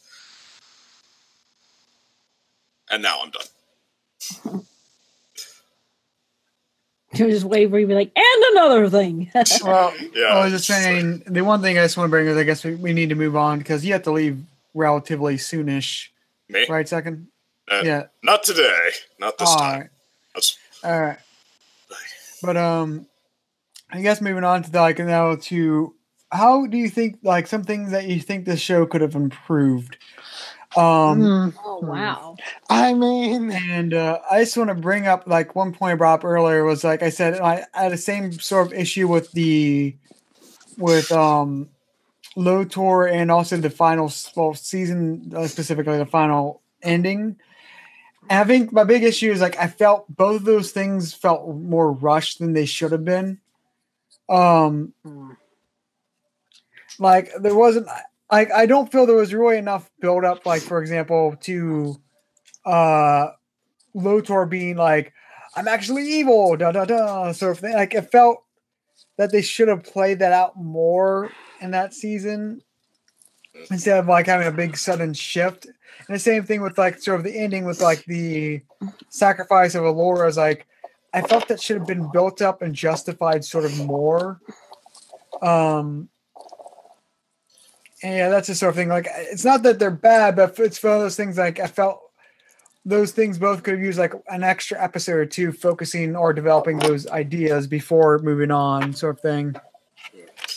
I mean, granted, I never believed that Lotor was good. I think that, I mean, if nothing else, his entrance as a anti-hero villain sort of guy, like he showed some of the things he was willing to do that screwed some people over. So, I mean, I assumed he was going to be a villain, but I mean, I think where you might be coming from is that they legit did some character development for him, like what kind of the standoff between Lotor and Zarkon. That was the one I was looking for there, my huge key moment. But anyway, what kind of guy he was and how he, in some ways, I mean, he meant a lot of what he said sincerely, like his journey with Allura into the one plane where he said his answer when he's faced down with something that it doesn't seem like he can beat is that he's never going to give up, and he's all in it. He wants to achieve what he thinks is this thing for good. So yeah, having what turns him back to the side of villainy to be a reveal of what he was doing all along, instead of, I mean, an arc in the present point that like reveals that okay, there's still a point at which he fails to be the good guy he wishes he was. Like might have made that a little more powerful, or a little more fitting. I mean, it could have been interesting, like if he was weirdly enough like brought back instead of like what we got in season 8, like have him be like sort of like someone who's trying to like get use over quintessence with Lotor's face. That was just sad and hollow. Well, I mean, it was on Nerva's story by that point, or at least, I mean, the villain half of it was on Nerva's story by that point. But yeah, I mean, I did. I mean, as much as I felt that, I mean, his they came up with a pretty awesome and in some ways pretty horrifying story there with him. I mean, I think if I understand what his problem was there, I mean, I think that, you know, to some extent, I agree where it could have been maybe filled in, maybe made him an even better character. Well, the thing is, like, even sort of contradicts things that are later developed, like, because like later on shown, or at least like hallucinating and all that, like, yeah, he was the antagonist, but like overall, like his goals were good and all that. Like he had, like it was like setting up, like he had good goals. It's just like the ends justify the means mentality was like wrong, where like he was sacrificing Altaians to help achieve his goal. However, like it just felt like his shift between. I felt like they sort of needed to rush him into, okay, we need a final villain for the season now, so let's rush him along, sort of thing. Well, I mean, I did kind of believe that that's what they had in store, that he was willing to do some horrifying things to get his way. I mean, I think that what might have satisfied, or it sounds like anyway, what would have satisfied you is if there was like more of a middle point to, okay, where we see like where he fails, where he goes wrong in the present point in time, like why his help is ultimately going to bottom out on the Voltron team no matter what happens, and then the reveal that, like, I mean, because obviously just the fact that he's, like, maybe not entirely a good guy, I mean, they'd be like, oh, I mean, if that were all the problem, they'd be like, well, okay, you can still be our ally, but yeah, we need to take a step back from you, and then the reveal that, oh no, he's actually horrifying, might have been a more filled out sort of a fall for Lotor. Yeah, I think a good way to summarize, like, I felt it would have been better if he would have been benched for a while than either gone good or evil, or like, I felt like he just went from like, oh, he's like not as good as we thought he was, to like straight up like son of Zarkon. Zarkon, like attempting to eliminate anything that's attempting to eliminate Gora entirely. Yeah, but like, no, it was basically like the shift from like Zarkon from good, slightly corrupted, to Zarkon being evil, but without the magical space poison sort of in between. So this like, let's shift to like he's full on villain now. It's like, I felt they would have like smoothed it out more, or something like that. Mm-hmm. Like a nice like slope instead of like a full on steep. Yeah, like they hinted at his flaws, but I mean, it seemed like, you know, that at that point in time, before the discovery, that the direction there for him was, okay, flawed hero. Like weapons, like I was thinking, it was like just when he got separated from the, but like evil like Shira clone separated and got him, like he just never got back, and like what happened in the ship and like them being disappearing for a while was just because the ship got destroyed or something like that. And then, like, we come back with him dealing with that, and they have to deal with the fact that, like, yeah, he isn't as good as we thought. And then there's some tension there. Like, I felt, yeah, like Lotor, like his build-up was better than like the payoff was. Is a good way to summarize it. I guess where it worked a little better for me was that, I mean, to me, what stood out with him joining the good side is that, all right, yeah, again, we'd seen him do some honestly evil, ruthless things that the Voltron team just plain didn't know about, and that I think we were supposed to know they didn't know about because he only told his angels. But yeah, so I mean, I guess already kind of assumed that, yeah, that the reveal was going to be that, okay, see, that's a part of his character. Like, that's the problem here, is that he's willing to do things like that. It's just a question of when the shoe is going to drop. But I mean, but I guess I still do to an extent see the disconnect there, that, okay, when it does drop, it's not something he actually does, like in the present, in his relationship with the Voltron team. It's something that is revealed he's been doing off to the side, or that he did earlier. So it's kind of, yeah. I mean, it's a chilling twist, but it's not a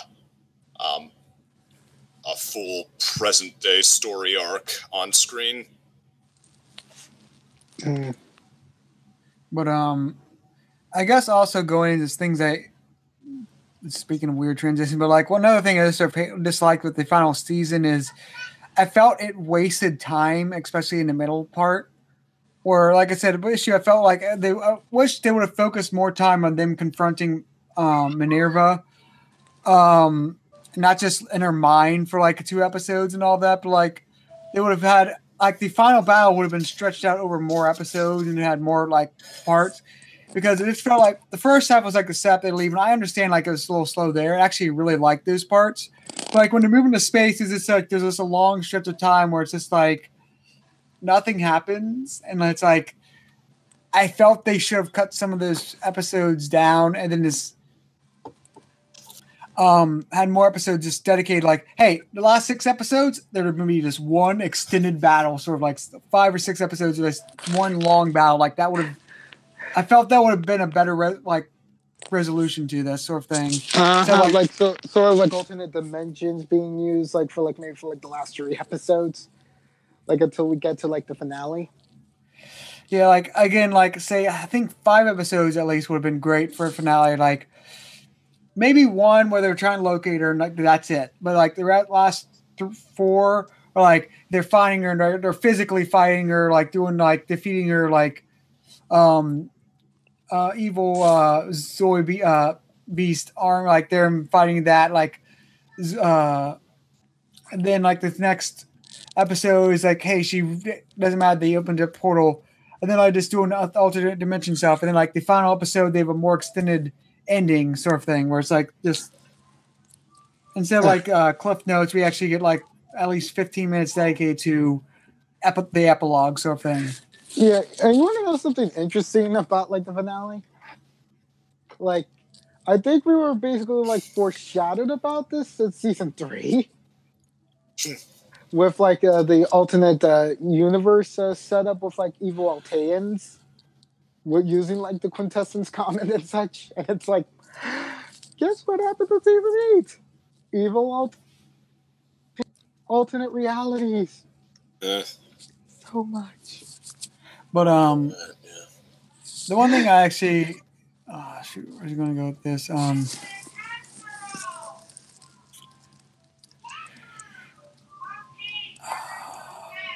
I had something else and I got distracted with my thought.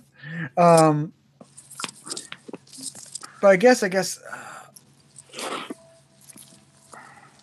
Evil Alteans. Yeah, that was before Evil Alteans I was thinking of.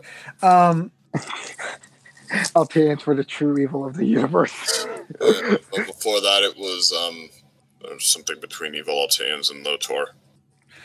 No, I guess that was actually reminding me of like the Avatar thing, I guess. It was just like freaking like how we went from like Alteans are villains. It reminded me of like Avatar with Korrs. Like it was always firebenders were the villains in the first series, and like the second series, half the seasons, like two of the 4 core seasons involved the waterbenders being the evil bad guys. Yeah. No, you mean the first half? Yeah, like the first the first 2 seasons, like the bad guys were like for both of them were like evil waterbenders. And then at the ended with an evil earthbender. Oh yeah, we had an evil waterbender, an evil airbender, an evil earthbender, and season 2. Oh yeah, season 2, another evil waterbender. Yeah, it was everyone but the firebenders. Yeah, because like they already had too much mud drugs to the ground for hundreds of years of taking over. Well, we did have lightning bolt Zolt and guys like that. Evil combustion bender lady. Yeah, but that's also like an interesting point of comparison. I like to say. No wait, but that's not the right. But this is not the right section to mention it. About like the Fire Nation and the Gora Empire. Yeah. Like comparing those to like what they did afterwards. Oh, speaking of one thing I do, this is one thing I like, but it's hey, might as well throw it out now before we brought it is. One thing I did like about the series is I like how it sort of does a good job of showing the scale of like the Gora Empire, because like it's not just like Star Wars is like a bad example. Like Star Wars sort of screws up because when it does the Empire, like they never show them like there's canon versus the extended universe canon, which I sort of dislike the extended universe canon because it tries to add logic to what the cinema, like the visual, like main movie universe is, and it just doesn't really work. It's like basically trying to apply Star Trek logic to Star Wars. It just doesn't work. Like, main point being is like the size of the Empire and like the Empire and like the Star Wars movies, like they've never been shown to have more than like a few hundred ships. Like it's like oh yeah, they have a few hundred Star Destroyers. Like it's comparable to like a large navy on our time. Just replace destroyers with like making battleships and all that. It's like it's a comparable numbers. Like the big final battle, like the Empire only has like the Death Star 2 and like 20 other capital ships or something like that. Well, like if you go to extended universe, it's like, oh, they have like 25,000 Star Destroyers. It's like it's completely and utterly unbelievable. Like they have that many Star Destroyers and only brought 20 to like the final freaking battle. Like it's like that doesn't make any sense. Yeah. Like, the most unbelievable thing of all in the world building is in the very first Star Wars movie. When Obi-Wan is looking at the damage that the attack caused by the attack on Lute's house, and he says, "This had to have been the Empire's stormtroopers. No one else could have shot so accurately." Well, to be fair, it was just like someone else that shot accurate. Like just it couldn't have been the sand people because they're even more inaccurate than the stormtroopers, which is saying a lot. I'm sorry, I interrupted. Go on. But going up, my main point is like the one thing I like about this series is it actually sort of shows how freaking huge the like Galra Empire is. Like, no, they really do have thousands of ships spread out against like multiple galaxies, sort of things. Like, yeah, it's really big, and also like how they justify the size is like there's not necessarily that many Galra. Like, there's probably more Galra than there are humans. Like, there's probably billions of Galra.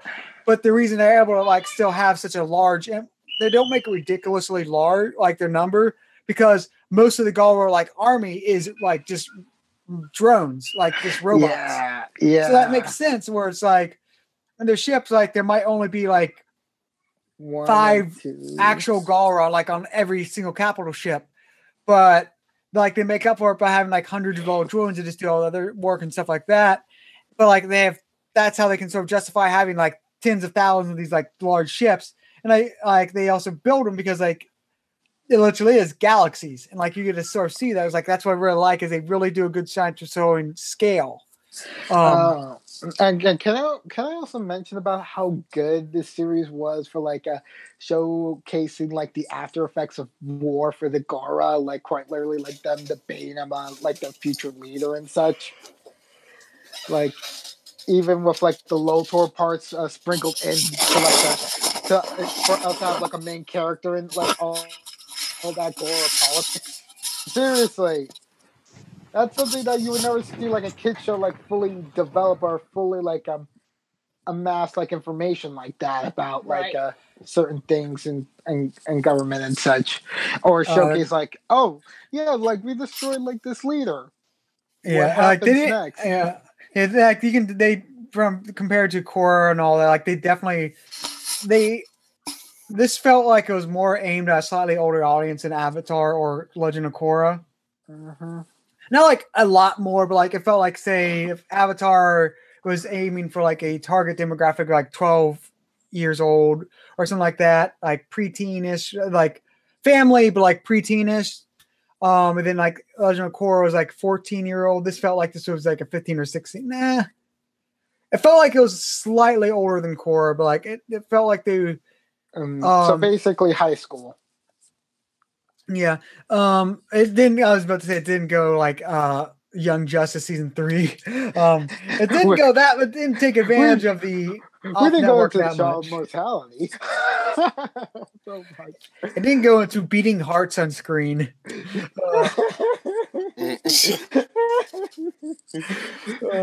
That like for those who get the context, like that scene had me just my mouth agape with like they showed that, dear God, they did. It's like but the Goro is certainly like they're not like as barbaric as you'd think. Like some of them act that way because of like the way they've been raised for so many years, but at the same time you get to see many different shades of Gora, like in how they live and such. And literally because there's like Galra are not as much as Alteans, but like they are like different like subgroups of Galra. You can see besides the like half breeds, there's also just like in the Galra themselves, there's like different aesthetics, even though there's a certain look to them all, but there's different styles for that sort of thing. Mm-hmm.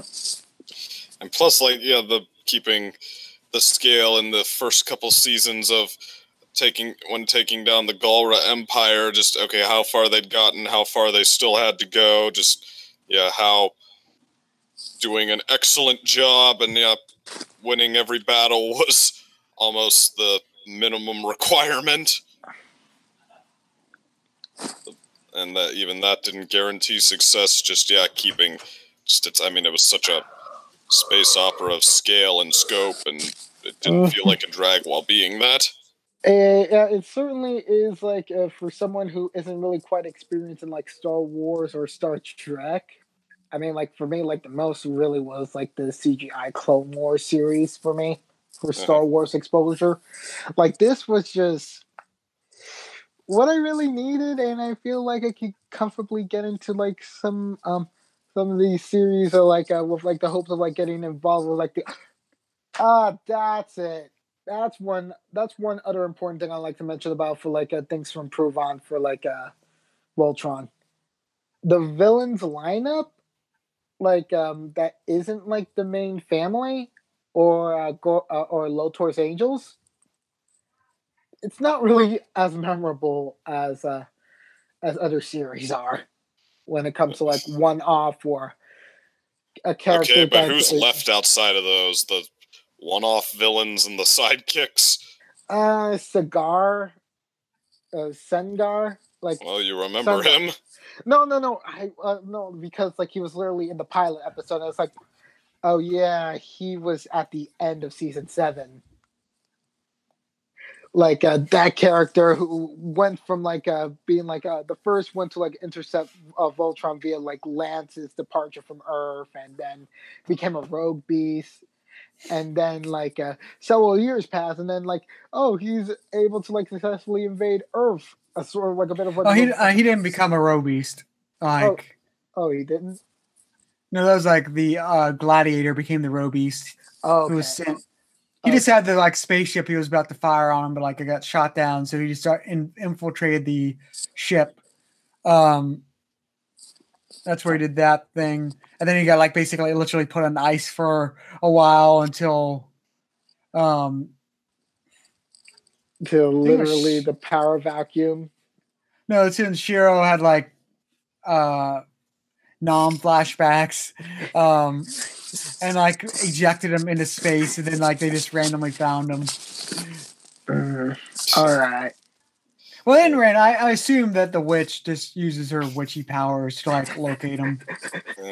Witchy Paris. Going off of memorable villains, though, like, I mean, okay, to preface this, I don't subscribe to the philosophy that memorable is the be-all, end-all, that it is the foremost or the key aspect to take into account on whether or not a show or a movie is good or even great. I mean, sometimes the appeal, if, for example, if you enthrall someone with a complicated plot, then, okay, they're not going to remember every detail of that, but they're still going to be enthralled if you manage to make it so. But, that said, like, you realize after 8 seasons of Voltron, we went and we visited a lot of worlds and a lot of groups and a lot of people, and I mean, I actually totally sympathize with Lance, in that game show episode where he has to remember some of the the groups the people they've visited, and he's oh wait, him oh, I remember his name. It was yeah, but finally when he gets to Bebo B, he can name that one, because I mean It was quite odd, too odd for him to not forget. Yeah, some of them are too odd to forget, but I mean, like, there were just really so many, and that in itself is not a weakness. Like, I can enjoy 1, 2, 3 episode arcs with certain characters, and except that, okay, they themselves are not what I'm going to remember, or at least not until I go back and maybe watch it again. But the thing is, after those arcs, they called a lot of those characters back. Like, there were so many presumably old faces popping in and out, and I was looking at them like, oh, they're from where do I know them? What is their thing that I should be thinking about? And I mean, yeah, just it really is a complex plot. I mean, even a complicated one at points, and I mean, it's I don't know, I mean, yeah, that might be where you know, even though you don't necessarily need to have seen any of those, you don't necessarily need to, well, heck, you don't necessarily even need to have seen some of those characters when they come back to know what's going on, but it does make you feel like you're missing something to see them and be like, oh, well, I guess I'd have to go back and watch that again if I wanted to get the full significance of this, so it's not a huge one, but I would say it is one.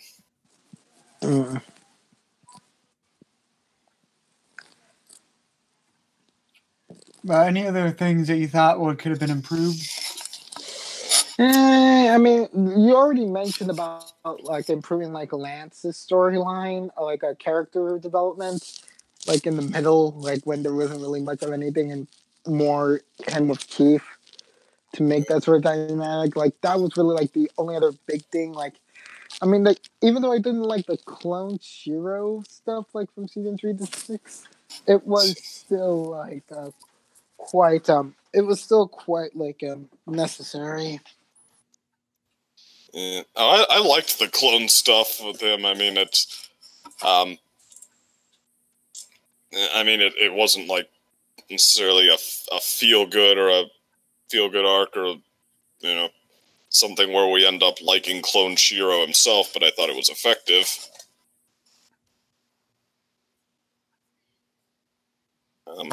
Lance, though, yeah, I mean, I will say, even if they did get to, well, heck, I said more than Hunk, get to giving him his key moment, his defining arc, it's, okay, that's 7 seasons of mixed and so-so,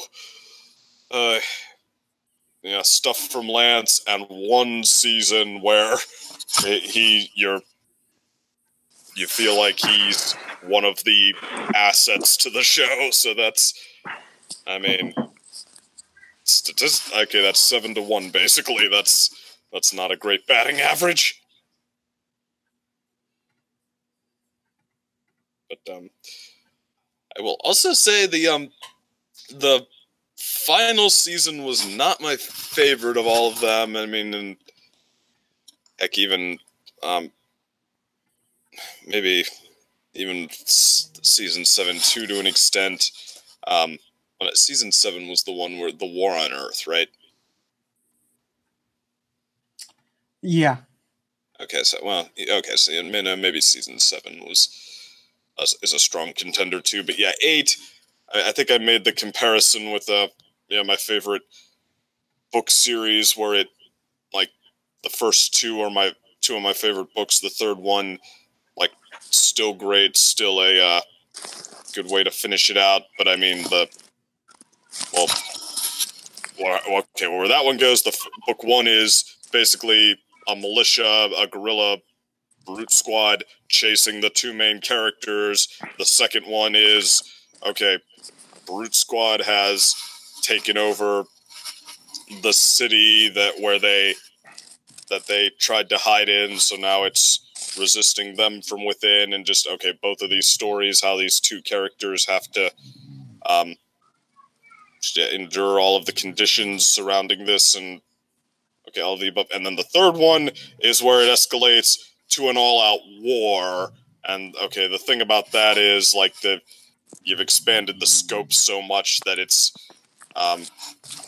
okay, even if you're doing all of that well, it is kind of hard to make what was the core of the series' success still the first, foremost, and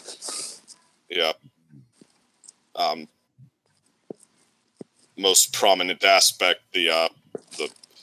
Because it is 2 main characters, it's their story, and when you take the scope out that far that you have to focus on all of this other stuff, I mean, it's harder to have that same synergy. And Voltron Season 8, okay, I mean, let's keep in mind, where we started to get behind this team, it was, when they started to come together as these 5 paladins, 6 if you count Alora, and, where things like food fights were helping them grow together, and then, how they got better at using Voltron and how they started to win, but they had to then embrace being these symbols of hope and stuff like Karan's venture to turn them into the Power Rangers. But okay, Season 8, we've got our 5 Paladins, we've got Shiro and his entire spaceship full of other people who are in on this now and who we're supposed to follow. We've got Probability Guy, we've got Minerva doing a whole separate story on her side of it, with Lotor and these Alteans. And yeah, that's the other thing. We've got Alteans on both sides with stories we're still supposed to care about that are important. We have still more old characters popping in and out. We have family members.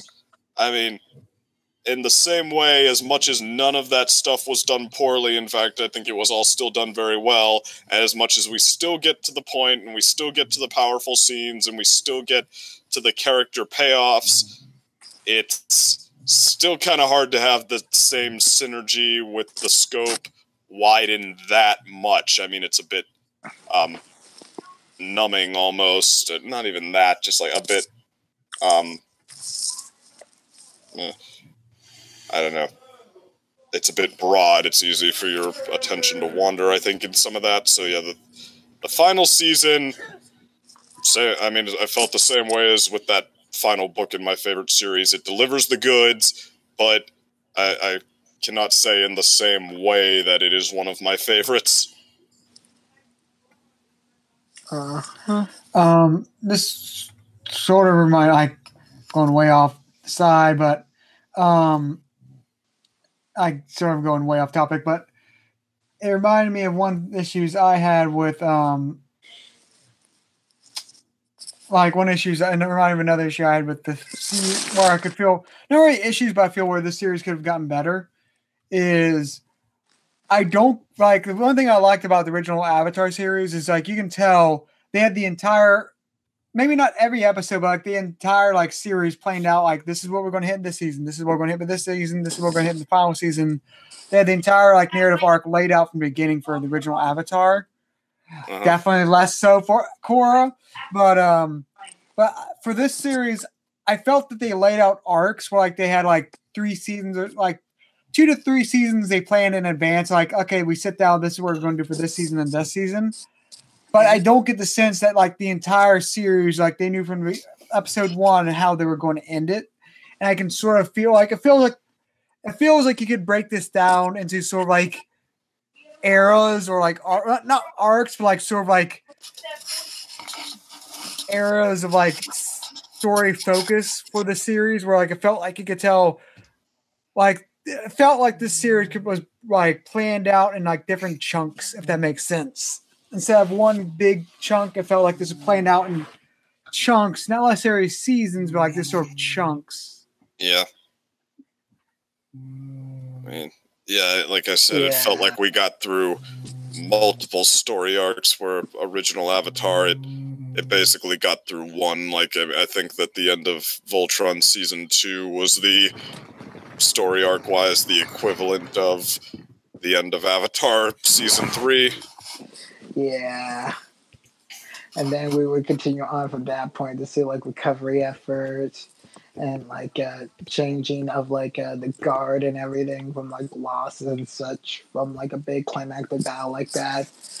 Only which then we see new conflicts sides start to get muddled about what should they do and not, and ended off with certain characters using dubious methods in order to help their side succeed, or lie to their supporters in order to keep them following on the behalf of their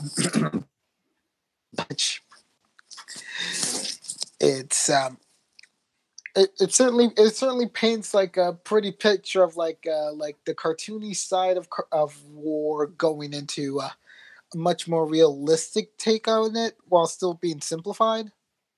Mm-hmm. It's it definitely got that sort of like a feeling like by the time like season 8 goes on, it's like, okay, we're going for like the high end theoretical sort of type of stuff here. With it was essentially getting like the big hand off from like the old guard right before them dealing with like literally like the last remaining hint of like corrupted quintessence contamination in the form of like her Nerva. Just going nuts with like doing anything in order to reverse the effects of like what they did in the past. Yeah. Although on that note, can we talk about something that I think some critic online tried to bring up that I want to put down my foot to say is not a flaw. All right.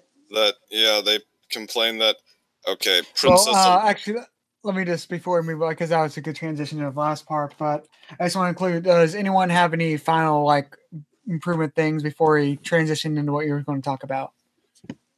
Well, I mean, this, in a way, still kind of goes with the flaws thing, because I think the fade out, the epilogue segue, or what everyone else got up to after they were done with, they weren't piloting Voltron anymore.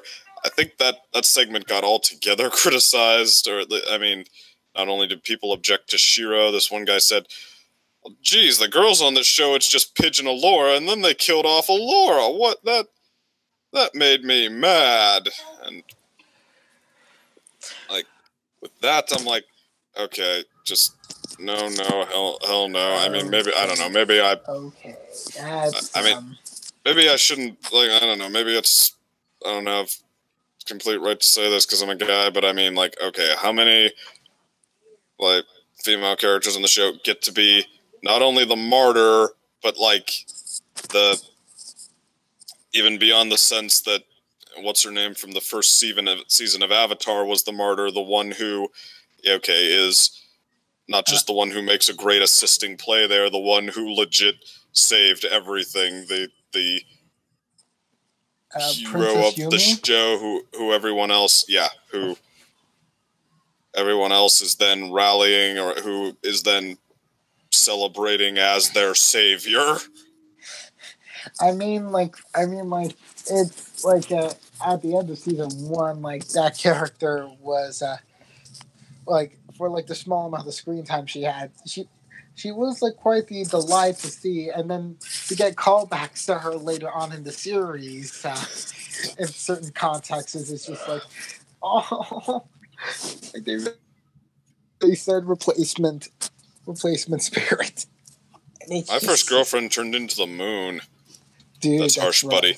That's rough, buddy. It's like waiting for the part where someone's like, "Cool story, bro." But I guess like Allura's sacrifice. It felt right to me. It just definitely felt right to me. My main issue is like I think brought up before. I don't know if brought up in this video is I don't mind that Allura sacrificed herself. I just hated the lead up to it. It just felt like it's like, well, I guess I have to sacrifice myself now. Well, like just like heavenly light invades and sucks her away. It's like I felt they should have set up her sacrifice more. It's like I don't mind the sacrifice. I hate the sap is like what main issue I have. But going like the one thing I want to bring up is actually an issue people complain about. I do have to somewhat agree with is I do hate how they treated the Shiro's boyfriend in like season 7. I hate how they sort of like it's such a small background detail. Like they sort of, especially if you followed the show, like there's build up to it. They were like, "Oh, we're gonna show his boyfriend and all that." And like it's all that. It's this big build up and like it's so subtle and in the background. Like it's so like it was like a background like things. Like it's like you honestly could have not known like he was his boyfriend if you were not told. Like it's like. I felt it was like, okay, I wish they would have at least shown them like they didn't have to like spend the episode like half the episode going on a date or anything like that, but just get these like show, like just visually show, or just get across the idea that hey, they are a couple that have chemistry. It doesn't really get that, like you don't get that with like what's shown in like the season 7. And then like how he's just killed off. It's like, yeah, I can sort of somewhat get the complaints there, but at the same time, it's just like. So we're talking like, Adam still, not what we see at the end.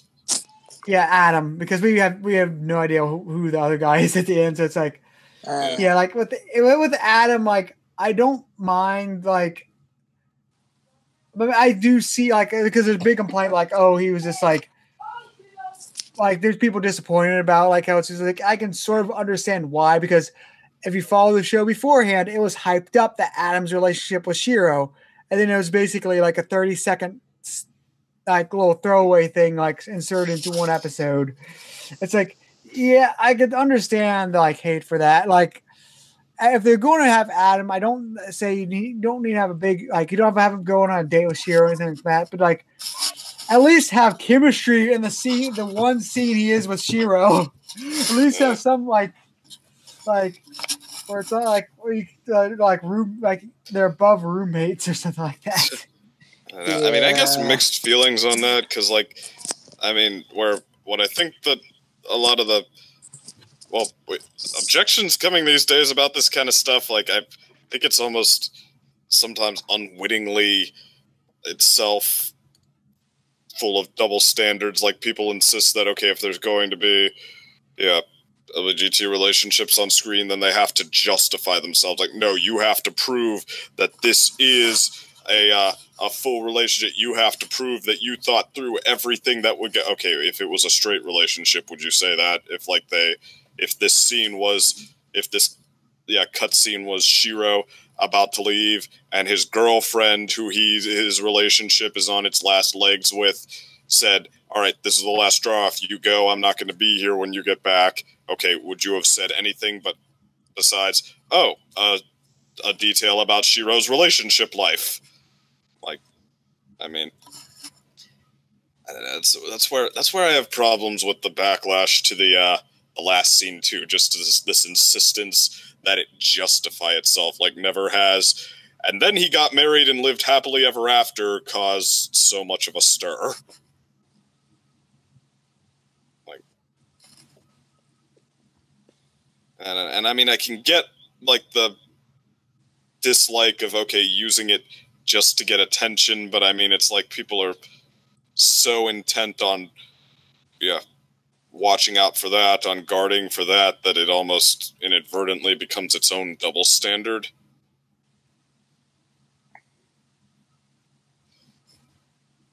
I don't know. I'm not even saying I necessarily have the answer. I'm just, kind of not quite so gung-ho about, backlash in quite the same way. Gotcha.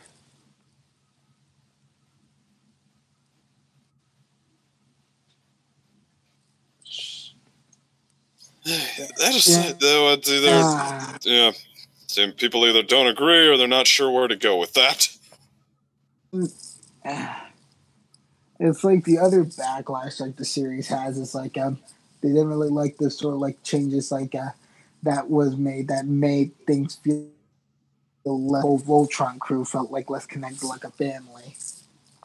As a result of like substituting like Shiro's like evolution into teleportation for him to have more meaningful interactions with Keith like later on, or having Allura still be like the commander for the possibly being like the commander for like the Atlas for like her authoritative speak to make sense in her being that. I just want to say I was way getting coffee. That's why I didn't respond. That's why I did a big silence second. To answer your question, is like if it was his girlfriend, would there be an issue? Yes, because it was such a badly handled like romantic. Like it was just sort of like it's like if you're going to bring up a relationship, at least show that there is some chemistry in the relationship. If it was his girlfriend, I would have still caught out the scene as like, why is this here? It just makes no sense. Like the epilogue, I don't get the complaints. It's an epilogue where like all the scenes are literally all the characters get like literally like a photo like showing the details, like the typical like here's where they are photo things. Like, yeah, it doesn't make like it doesn't matter. Like that's just I understand that one. But like with Adam, it is literally like it's like he's here, he's gone.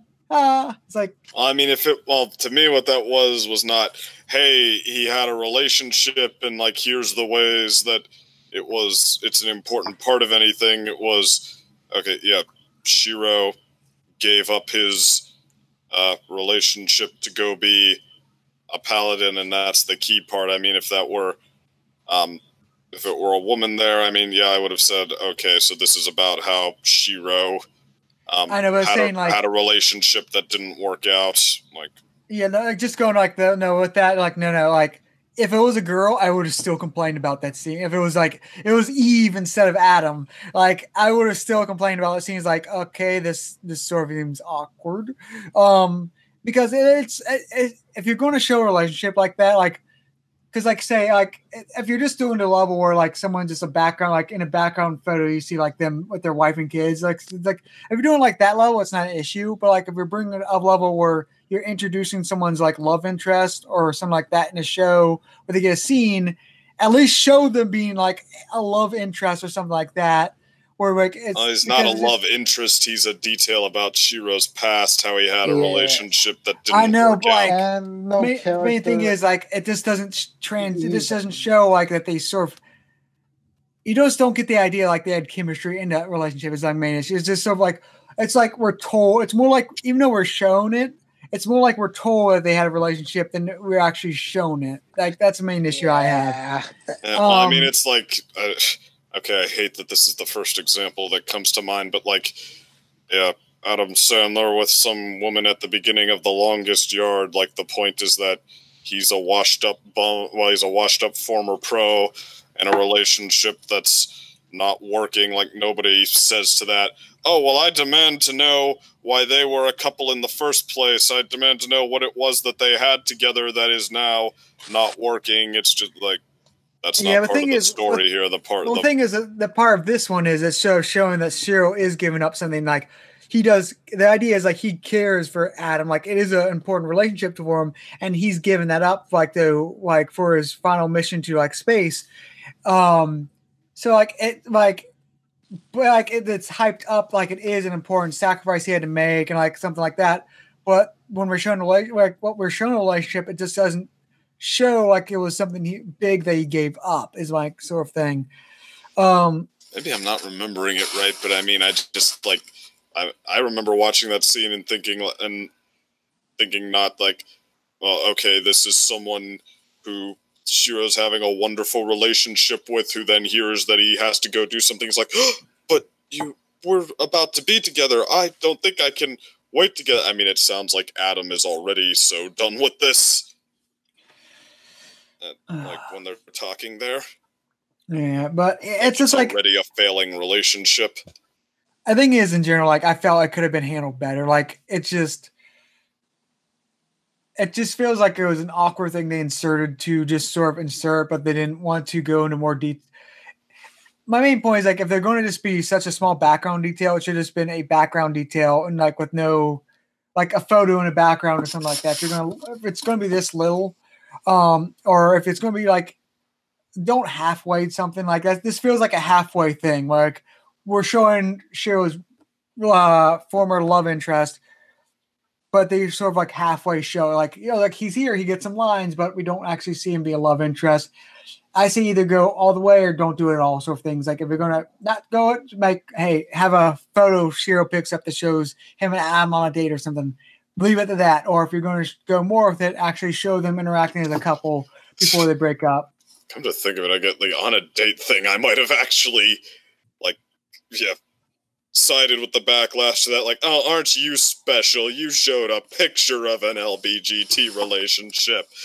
Like, I mean, yeah, that seems like it really would have contributed nothing. But anyway, I guess let's move on to the final. I was just going to say we should probably move on to the final section, which is sort of our concluding thoughts on like the show. So we can work on more good parts. Yeah. So, yeah, Voltron was really quite the consistent show of like lots of fun. The filler episodes were certainly like a great highlight of like a levity against like the strong like action set pieces for like certain invasions at like certain planets or going up against like the Gora front and such, and even having a surprise like finales for certain characters. Like you would think like Zarkon was killed at the end of season 2, but instead it's like in the middle of season 5, like during like a hostage situation in which like they have to trade off like victims, and then it's like Lothar like, I'm gonna finish this, Dad, and then boom, like some big standout moments. And like you couldn't believe like the main villain that we fought since the beginning is actually dead. Oh yeah, that does bring up a point. It's like, yeah, surprisingly, the main villain that was killed off early actually never came back. Excluding like flashbacks don't count. Actually coming back, and astral ghosts don't count either. That's what it seems like. So it's like, yeah, he actually never came back, and he sort of ways is like, oh, that's genuinely surprising.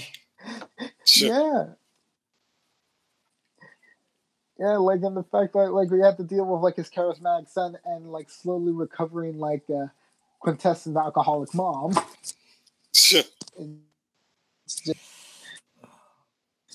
The fact they're still able to create such compelling stories with those two family members, tragic as they may be. It is almost like it. What's the old stories that are like family royalty dramas? I mean, are those? I mean, is it just Shakespearean plays that are known for that, or I mean, what do you call that? Hamlet. Royalty what? Or Macbeth. Okay, I guess you would say Shakespearean then. Yeah. Yeah, like Shakespearean dramas. Like, Wait, what was the thing like you're looking for? It's like like epics and dramas of like family of like royalty and struggles for power, and you know. I don't think there's necessarily really a term for that. The Shakespearean's not right either, because that's more of a style.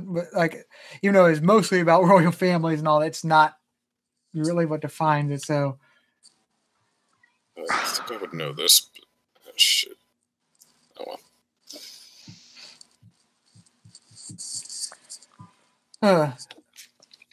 But hey, Jen, you still there? Yeah, I'm here. Okay. All right, yeah, he's been here for me a while. Just want to make sure you're still there. Yeah. Yeah, I'm still here.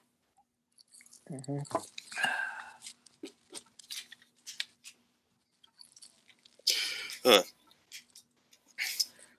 So we're doing overall impressions, though. Oh yeah, one thing I wish they would have. One thing I wish they would have, like, it's sort of like things improve. It's like such a minor thing. I wish they would have at least changed the intro sequence once. Yeah, it was just alter it. Even for just a special, yeah. No, even just for like the last episode as like a ha ha ha like inner joke or something like that. It's like this like a slow like change. Yeah. Because it wasn't bad at first, but like as like this sort of characters developed and all that more and more for the series, it became more and more noticeable that like, yeah, the intro hasn't changed at all.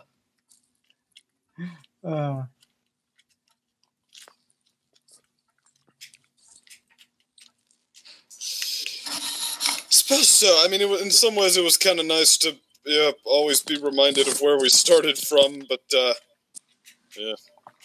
Well, let's be honest. Without us reacting to it, we probably just use the skip intro button on Netflix. I say Probably. I say I wouldn't have used that, but like it's like with anime watching Netflix, like you watch the intro like once or twice, but eventually you just start skipping it. It's like I never realized it until I was starting to watch some Funimation animes, and it's like oh yeah, I have to actually manually skip past the intro. It's like I got used to this. Mhm. Like, You backstab your old anime fan self. Yeah, I mean, it really, come to think of it, intros, I mean, I have intros that I love and that I would never skip.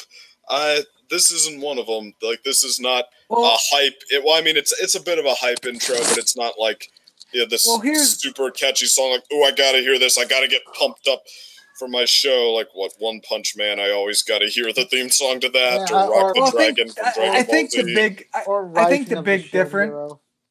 I think the big difference is, like, a lot of the media we consume now, we binge watch it, and binge, like, watch an intro, like, once a week, like, it's very good for, like revive, like, basically kickstarting your interest in the show, like, okay, let's get ready to watch the show again, sort of thing. Like the Game of Thrones intro always gets you hyped up and all that. The Voltron intro is very good. Actually, I love the song for, like, again, the music for the show. The scoring is just magnifique. Like, I love the score for the show. And like intro highlights it very well. But like it's just with, like, when you're binge watching it though, or watching like 3 or 4 episodes back to back, then the intro gets a little draggy, sort of thing. So that's why we're sort of used to, like, that's why Netflix sort of is pioneered, because, like, yeah, Netflix, they want you to binge watch it for better and sometimes worse. They make you live for, like, that subscription. You have to continue watching, even if you end up watching everything in one big gulp. It's like, you need more. You need more.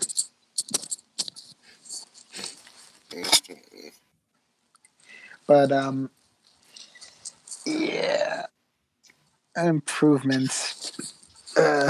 Just. Are we still on improvements? Oh no! I said we moved on to, like, concluding thoughts. Yeah, concluding. I worked in some, like, improvements things too. No, it's just so, like, a have all, like, final, like, summary thoughts before we move out. Yeah. Just that, like I really appreciate all the odds and ends characters. Like, she's like, always gotta respect Mommy Hulk. Don't want to mess with her, even if you're a savior of the universe. That was probably, like, the best little last thing that they put in the series for me. No, also, like, another detail with, like, Miss Holt is, I like how she always kept trying to get Pidge in a dress. It's like, Pidge, you listen here, honey. You need wearing normal. Well, not just specifically in a dress, but, like, to get her to act more girly. And, like, I just love that little detail, because, like, that's such a little, like, bomb detail. Yeah. Yeah, or at least especially get her to take family pictures and cute outfits or whatever. Mm-hmm. Yeah, like, the reason why there's a picture of, like, a Katie in a dress is probably because of the mom. Not her own choice, because, yeah, Pidge is not way. But I'm just really happy to, like, say, like, my favorite character was still kind of like Lance, but at the same time, like, the best character would have to be Pidge, followed by Shiro. Like, just strong characters like that, you know? Allura, in the end, I can understand her, despite, like, still not liking her as a person. I really don't like Allura as a person. The side characters might have, like, branched off a lot for me, but some of them, I mean, their interactions with the main characters were really key. Like Keith with his mom. Mm-hmm. I mean, Keith still ended up with my favorite moment. Like I said, I felt like they really came through on him. But mm-hmm. I don't know who my absolute favorite would be, but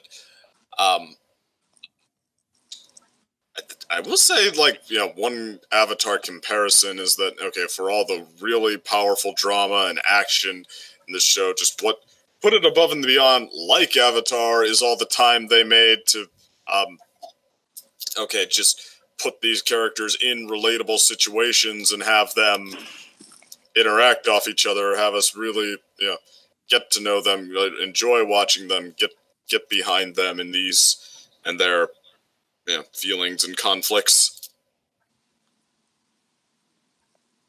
and just how they interact with life.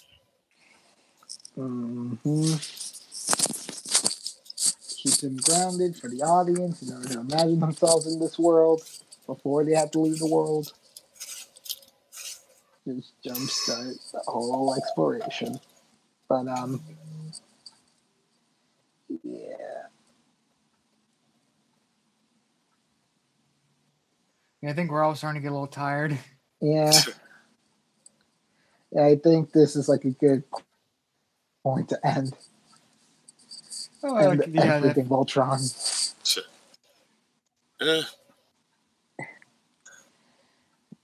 It's been quite a ride since 2015. But we have to say goodbye.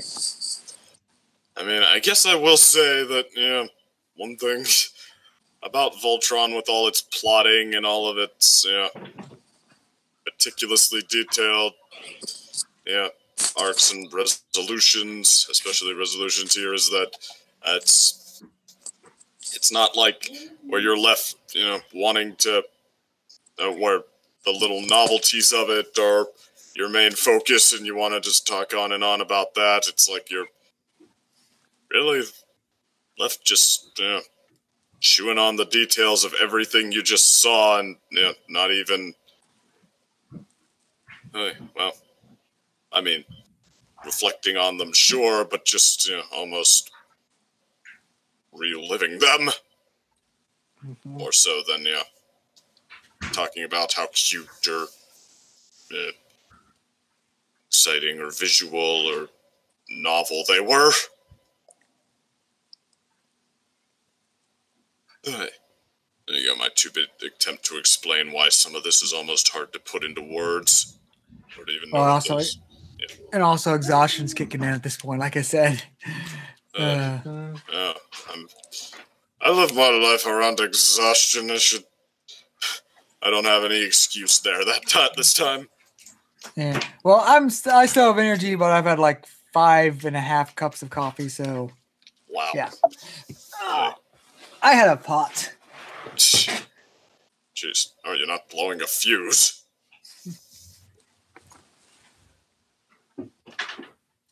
But yeah, I guess going on my thoughts is Voltron was a surprise. It was like a surprise gem. Hey. Hey. A second. Hey, Mama. All right, I'll just mute her. Earlier flight. Now we know why Jenn likes Pidge. But yeah. Let me see. Let me actually leave a message in the chat.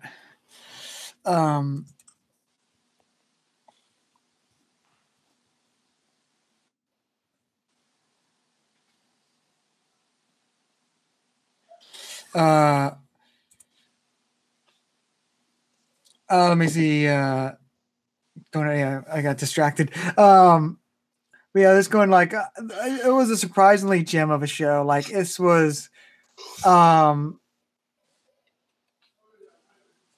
was like I didn't really expect. Like when people first started talking about first season, like I did not expect it to turn into such a classic.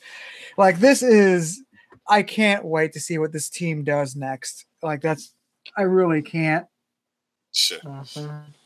And this showed like they still have their groove after Korra's like hiccups and all that. Sure. So I really can't wait to see what they do, especially if they do like a completely original IP again, like with Avatar. And the thing is, I don't really know what this specific team is going to do next. I know like the animation studio is trying to do their own projects, but I'm curious what this team, like the writer team, is going to do next. Also, yeah, surprisingly, like a lot of MLP crossover writers, which writing a lot better on here.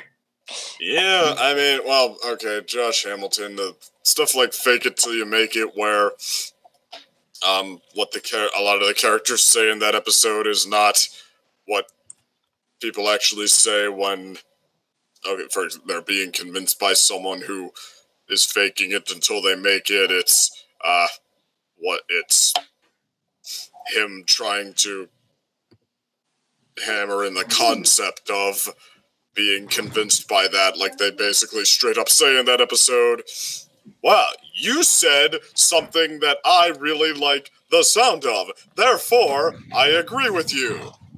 In other words, he was not bringing his A game in what I was saying. He was, I think, writing for his impression of little kids and just trying to entertain himself. Gotcha. Or heck, maybe it's just plain trying to entertain himself, because I did like a couple of his episodes, but yeah, he did not seem like he was trying to bring the same nuance to that.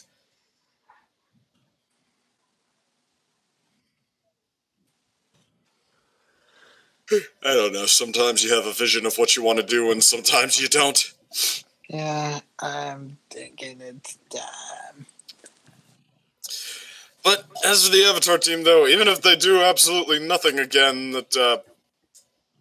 I mean, they already have their trifecta of 2 Grand Slams and a triple, or at least I would say a triple. The rest of you sound like you'd say anything from a single to a strikeout. All right, Jen, I just unmuted you. Sorry about that. Sorry about that, guys. No problem. I just muted you because I figured it was private stuff. So yeah. Oh, okay. Okay. No problem. Sorry. But again, sorry about that. But again, sorry about that. My mom just walked in. Just walked in. So. Mm-hmm. All right. No problem. I just wanted to mute it just to keep it private. I do with. Oh, sure. I just try to do it with everyone. If I notice the family disturbance or something, I usually try to mute it. I get you. Sorry about that. The only problem is now, like Google Hangouts, like before I can mute somebody, it'll just be like if I mute yourself sort of thing. Mm-hmm. Now it's like, if you want to back, all you have to do is like unmute yourself manually. Now it doesn't do that. So it's like I was like, that's more frustrating because like it was handy. It was like I mute someone and they're just off camera or something like that. Yeah, I forgot. Yeah, I forgot to like mute myself immediately because she came in so quick. She came in so quick too. My mom's a ninja. She came in so quick. I was like, I gotta mute. Crap. I was saying that's like what the old system is like. You could have unmuted yourself when you read it back, but the way it's set up now, it doesn't. It's like frustrating. Anyway, back on we're moving on to our final concluding thoughts on Voltron. Okie dokie. Are you ready to go, or I'm ready? Carlos to go. Me, or are you talking about Carlos? Either one. Okay. Okay, you could go. I should go because I should head off soon. So I just I thought I already gave my final conclusions. All right. Yeah. So I kind of have to go now, guys. All right. All right. Have a good one. Carlos. Okay. So, thanks, and I hope for Studio Mirror to work on perfection or just a groundbreaking work like this again. Ciao. All right. Ciao. All right. Jen? Yo. What are your thoughts on the Voltron series as a whole? I think, just as I said before, a great ride from beginning to end. All right. I guess with that said, see y'all for our next project, which I think would pretty much guarantee to be to follow up on Star, since it's actually coming up really soon.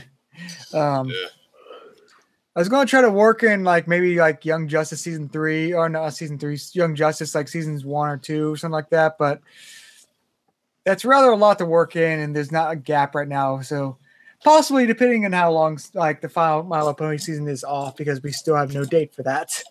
This is true. Anyway, I guess Stars are next thing. See y'all. See you later. To the stars.